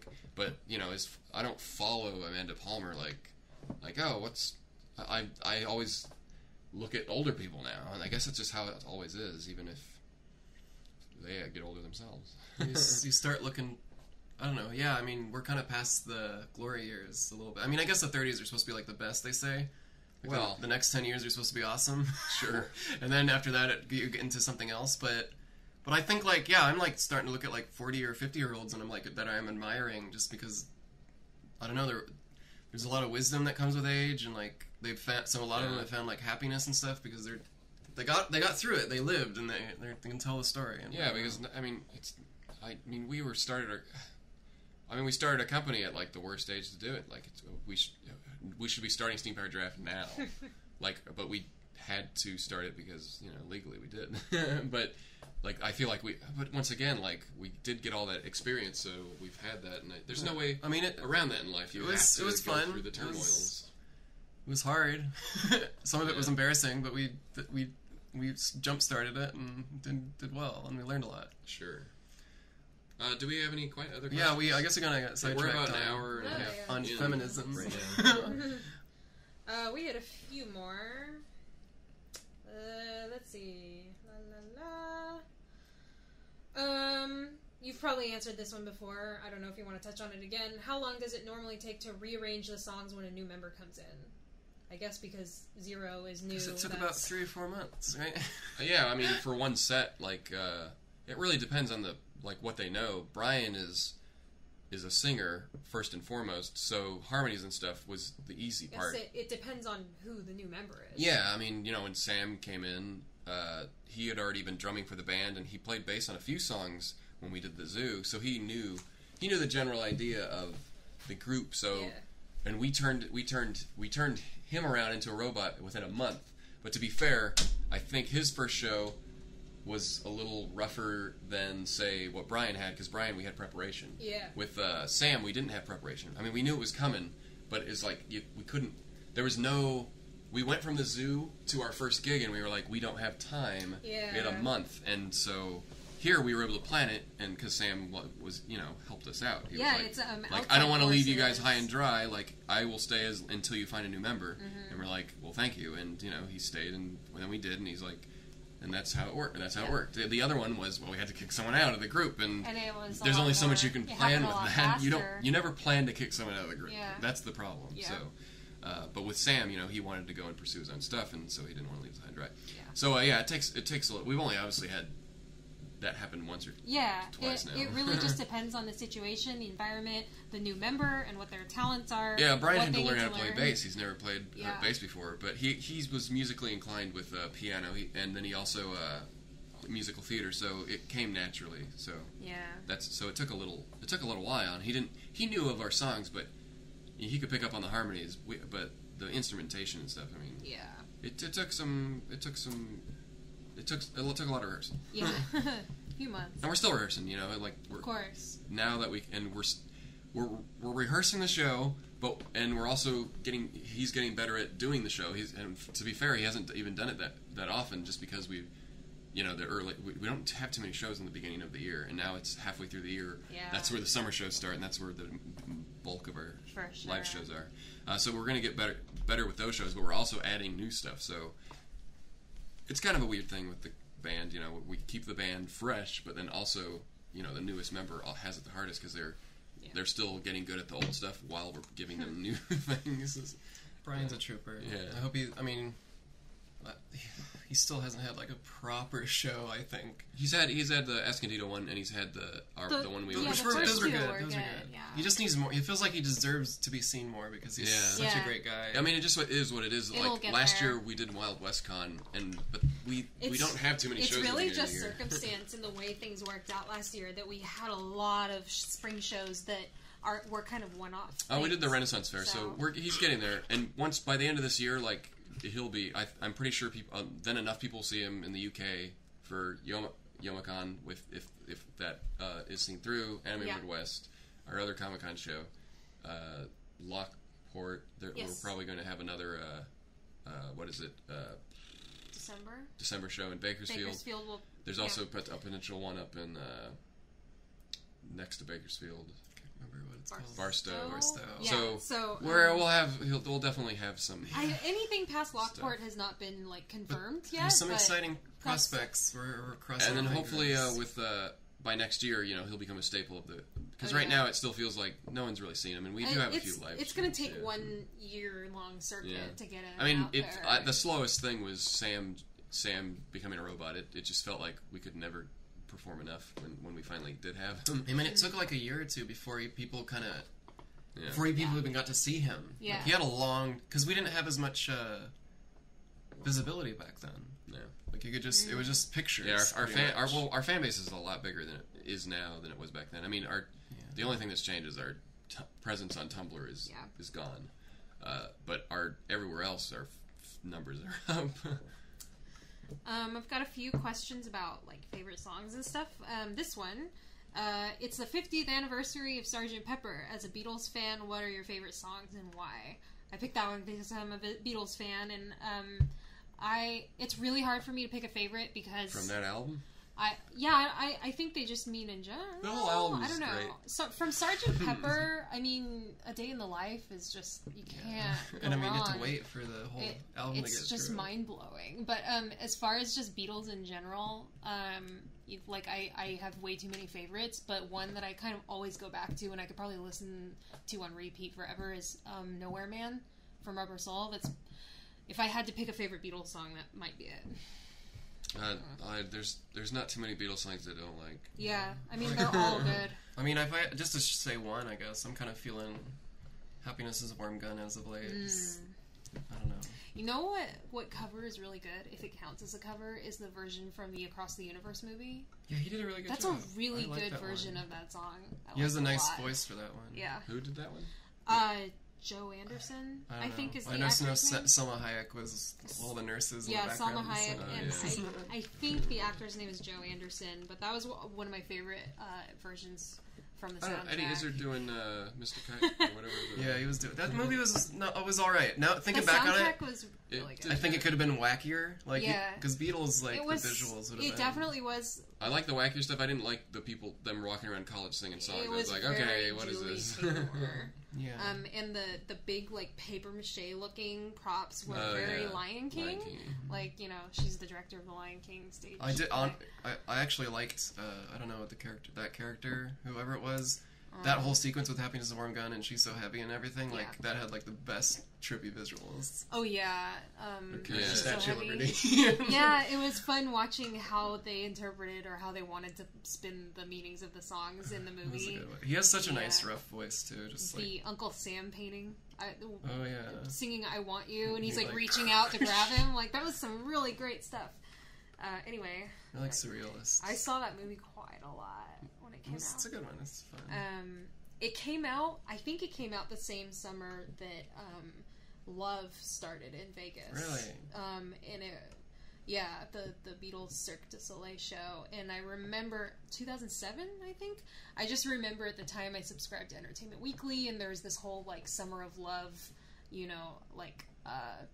type vibe to that summer, like, commemorating the Beatles, because so much Beatles stuff happened that summer. But yeah, no, it was a good movie. Beatles rock band. Yeah, Beatles rock band. I think that was the same year that the first big remastered collection came out of all their stuff too. Any other questions? We can. Just a few more. This one is again kind of relating to like favorite songs. What music are you guys into, or what are your favorite bands? It's difficult to find influences in SPG songs because it's so unique. I guess they're saying SPG kind of covers a very broad variety of genres. Well, I guess we get similar questions all the time. Yeah. I mean, Beatles obviously is an influence. I mean, as far as like sounds and stuff in Steam Powered Giraffe, I mean, Yellow, Queen. Yeah, we just love listening to music. So anything. I mean, even I guess I imagine some people have an idea of like, oh, we're this sound, but I mean, even something like Overdrive is inspired by music that most of you probably don't even listen to. Everyone's heard a pop song, everyone's heard a dance song, a techno song, something like that, and it's just like we're inspired by music. I kind of like, maybe this is just topical right now, but if you listen to the Guardians of the Galaxy 1 and 2 mixtapes, like it spans like a pretty there's a lot of oldies in there and a lot of 70s and 80s and stuff, and I think like those movies just have such great soundtracks, and I don't know. To me, that kind of represents what I grew up on a little bit. I mean, we listen to so much, but that's like a good sampling of like the kind of style like you get excited for. I think as a musician. I mean, we take inspiration from some of the older stuff too. Like I listen to the Kingston Trio and stuff. Yeah. Like the folk stuff that happened in the 50s, the 40s, and the 50s, were before rock and roll became like the main staple. But in a lot of those bands, even the Kingston Trio, I would say like something like the Journeymen. Not the new Journeyman, that's the comedy singers, but the one back in the 40s and 50s was, they transitioned a little bit to start doing some of those rock and roll songs that weren't really rock and roll, but like ballads and stuff that you would see in the 50s, and like it's not too far of a line from folk music to that, like, and you can see it in some of their best stuff, and so I like all that stuff, and because folk music is kind of the that came from America. Same with jazz. I'm not a fan of jazz. Let's see. I mean, to be honest, I think most of the questions are variations of ones you've been asked before. Are Bunny and David classically trained in voice? I don't think. I mean, we took choir class in taking this like smattering high of school. lessons and stuff. I did musical theater and all the classes that entails in college, but I dropped out. I would call it experimental. We just kind of... Yeah, we never had... Yeah, classically trained, definitely not. Yeah. I mean, I have had voice stuff, like I feel like I have I have my voice now, like I don't struggle with it unless I'm like sick sometimes, but going back to this, even at the zoo, like a lot of the learning was practice. Like you learn the concepts, and then once you figure them out, that's when you feel like you have control over it. Not necessarily when you learn it all the time, I guess. Oh, by the way, everyone says the sound is great. Oh, okay. Binaural. Yeah. Why doesn't the band perform east of the Mississippi more often?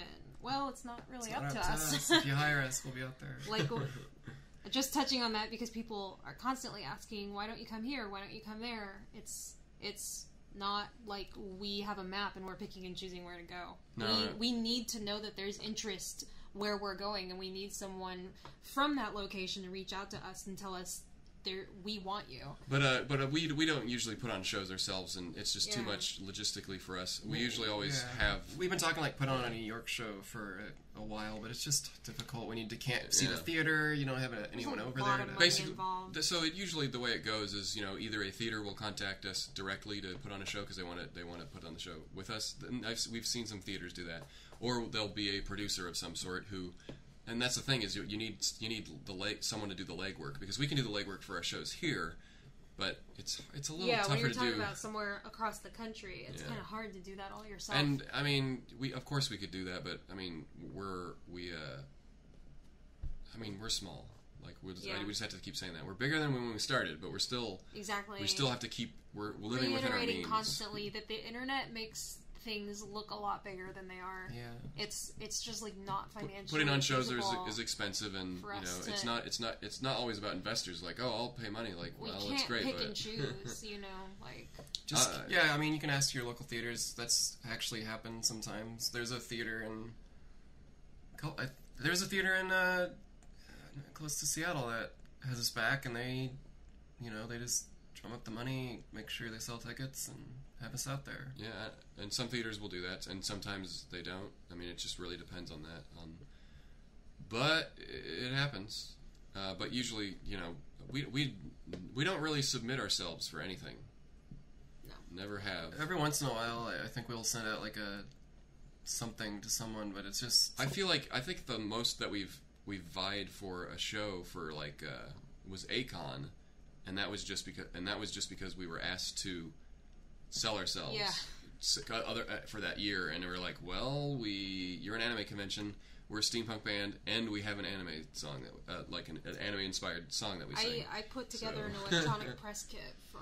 Well, we don't usually do that. Yeah, we tried to do Dragon Con because we had some ins on there, but we'd have to. But we didn't know out of pocket, out of pocket, all our expenses would come out, hotel and all that, and we just would, we couldn't. And for us, it's not as easy as we'll get some connections, get some amplifiers and stuff, and be able to do a show there. It's, for our act, now we got to rent this board, we got to do that, and that's fine, but we would have to be saving for. It's impossible. We can't do everything. The Dragon Con people wanted to work with us, but they just couldn't pay us, and it's like. We can't. It's not like we could just bring our instruments, and I don't even know how their Dragon Con works really. But it didn't sound like they're gonna. They could have help some with stuff, anything. but it's because the exposure is so good. But you just kind of still have to come up with the money, and right now it's we're hotel, flight, renting it, the soundboard. It's not that we couldn't. It's that we're still trying to get enough pre-orders for vinyls. We're still trying to make sure we are able to restock all our T-shirts for this. It's looking like winter now. Summer's already here, but it's just how it is as a company. Funds are limited, and even with investments, we have to kind of pick and choose. Our next show that we're going to put on in a theater will be our next investment, because we had to drum up the money ourselves. And we besides Engineer-eteers who are listening to this live right now, we don't ask for too much money. We'll do pre-orders for some stuff just to make sure we see the interest. But we never we don't do Kickstarters. We don't do any of that. And it's kind of taboo to do a Kickstarter for live events, from what in our experience now. Almost no venue wants to do that because the fallout from that failing is worse than just putting on the show. Plus, early on we also said if we did one Kickstarter, I think, and it was our first tour ever. And I think we did it for, and it was kind of both. It was for our second album. And what that did, basically, we were starting to get contacted by places who wanted us to do a Kickstarter for every show. And it was like, so basically what it turns into is we have to do all the legwork to drum up all the money, and our fans basically have to pay for us to get out there. Yeah. It just doesn't make any sense. We've had people approach us over the last few years asking if we could do some kind of crowdfunded thing because they want to get us somewhere. We've had events that have done it without our consent. Yeah. And that's the worst. It's like you're using us as leverage, and if it fails, then our fans are going to be like, "What happened to the show you were going to do?" And that's why we never agreed to do it. Yeah. There might be some sort of exception, but it would have to be like talked out. Yeah. And, I don't know. We've talked about it to events, but most events don't want that associated with their event that's doing well, you know. Right. And it's usually with an event that is just starting what about, up. The Riff Track guys, they do crowdsource. They do their actual shows, yeah. Is it on Kickstarter? They do that sometimes, yeah. And then they do I don't know if that or GoFundMe or something else, but and then they do that. They took all that money and they live stream it to. So they do that. It is possible, it's but they do it like themselves. Something like that. And if we're going to do that, why would we have a middleman? We would raise the funds and then do it ourselves. But I don't know. We'll see. I mean, we're growing. We're still growing. But I mean, we always like to invest in stuff ourselves without raising the money because that makes us that shows that we're competent in our business practices. Yeah. Like of course we could do a Kickstarter and get something, but I always feel like we're saving that for a day when we actually have something that we couldn't potentially fund ourselves. We're gonna go get a pilot of our SPG cartoon made. That's stuff like that. I feel like something like that, which would actually require more money than we could feasibly ever come up with ourselves. Yeah. But even then, we would have to have a really great idea. Are we having more questions, or can? We have about one more on Twitter. Is it possible to see Zero taking the lead vocals on Honeybee? I think it would fit his voice. So might as well. We don't really trade lead singers. Yeah, I was gonna say you guys like can that. explain how you don't really. Pretty much who writes the song is the one who sings it. Yeah. And that's why we don't have robots switching parts. But we've done. That's why we don't do like Juju Magic anymore. Yeah. It's out of respect to who wrote the song. I mean, that's just the weird. I mean, it's not weird with Steam Parent. There's not too many bands who switch lead singers, right? Like we do that just because we are all competent songwriters, I suppose, but and have lead voices. So which is nice for our band because it gives it more variety. Yeah. But yeah, I've sung Honeybee like just for poops and laughs on like a Periscope before, but only because people are like, "Oh, can you do this?" And it's usually crappy. It's just like it's like, "Oh, that's what it would sound like," and I'm like, "I guess so." I mean, we could switch up songs and do that kind of stuff. We're not going to do it on a live show because no one would come to the show just to, like. It would just people are coming to see like Bunny sing it.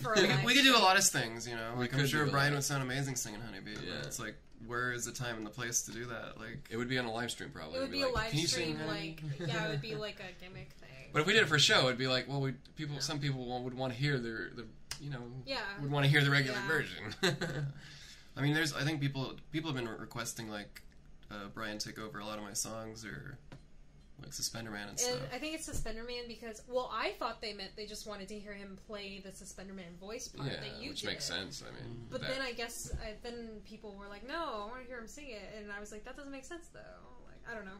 People want different things. They just want to hear him sing the songs. I guess. Yeah, I guess. Yeah. But Brian has his own songs in the works, and we have another one that I think we were close to like giving him On Top of the Universe, but it just felt like why are we doing this? Like I think that's why the fans they're just eager to hear him sing more, and he doesn't have any songs. He has a large repertoire of songs that we have But he has his own songs, and they're in the works, and we already have one for the stage show, and only the people at the last when we did the Ren Fair in Irwindale got a little treat. But we'll have it on the live stream, and we'll definitely you'll hear that song forever now because now he has his own song.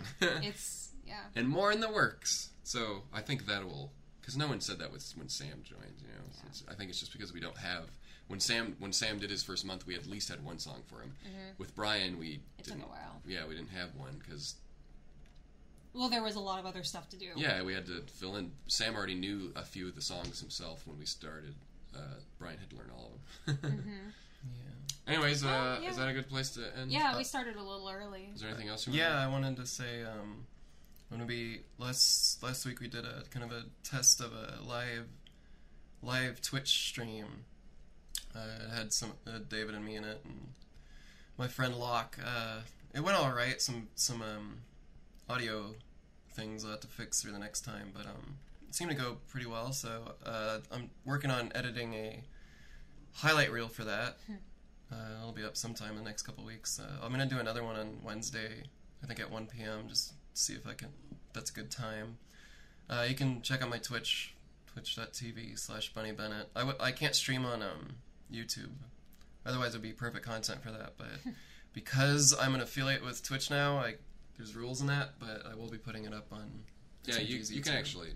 I mean, if you ever do not that you have a YouTube channel, maybe you do, but I do. Yeah. You could 24 hours. You can. Put yeah, so it'll be available and all that. It's just kind of an experiment, you know. So I'll probably have more to talk about if we do it more regularly. It was cool having David on. For a second. He actually did it on a cell phone, so it wasn't the best quality, but it still worked. So maybe it sounds like I'm on a phone. It does. I'll have to ask. I have some questions after the stream's over about that. So for the live stream, the other one is the next live stream concert that we do. I did some testing. I was saying that we're gonna stream it to Facebook, Periscope, and Facebook Live all at the same time. Well, you can't do that because Facebook has stipulations that you can only stream if you're streaming something to them. You can't stream it anywhere else. Oh. In their terms of service. So I was able to do it with Periscope and YouTube, and it worked perfectly. What fine. about Instagram? They don't have. There's no. I guess it would be. Doesn't it also? It looks like it cuts off the video after a time. Instagram's live stream, you can only live stream for an hour, and then it stops. The only reason that I would put it on Periscope is because it's a different audience, and Facebook would be another one. But unfortunately, of course, we're going to choose YouTube over Facebook. Yeah. And so I think the next live stream will be on YouTube primarily, but it'll also be on Periscope to hopefully get people who are not fans to do it. The only thing I noticed was the iPhone app for Periscope doesn't have a proper stereo implementation. It looks like a mix down of both channels for whatever reason. But if you're watching on Periscope on a computer, not that it matters. I mean, it matters for that. but whatever. Yeah, Periscope. Just a weird thing. So Periscope is still a fun way to get fun way to get non-fans, because there's always the chance that your video will show up like on the front page as just like one of the here's what's going on. I'm sure right Steam now. Paragraph would get a few dozen people showing up just because it would look weird to people. But we've gotten those. When I did the binaural thing, I had a lot of people come in, like just strangers, but then they said, fake, this doesn't work. It's not stereo at all. And I'm like, that's because they probably had iPhones, unfortunately. So that was a quick realization. But seems like Android users doesn't have an issue. And of course with the concert, it'll be less noticeable because you won't hear us whispering in your ear or anything. Hope you guys had fun with our binaural podcasts. We'll be back as soon as we can. Maybe next week, maybe not. We have a rehearsal next week. Yeah, it really depends on our schedules and stuff. Yeah. We'll sing it out. Sing it out. It's a podcast from Steam. Powered Giraffe. It's the Bennettarium. We talked about Wonder Woman, catcalling, sexism on the Bennettarium. Oh boy, he was a Bennettarium. And we'll see you the next time we do this, whenever we feel like it. Thanks everyone for listening to me rant about things.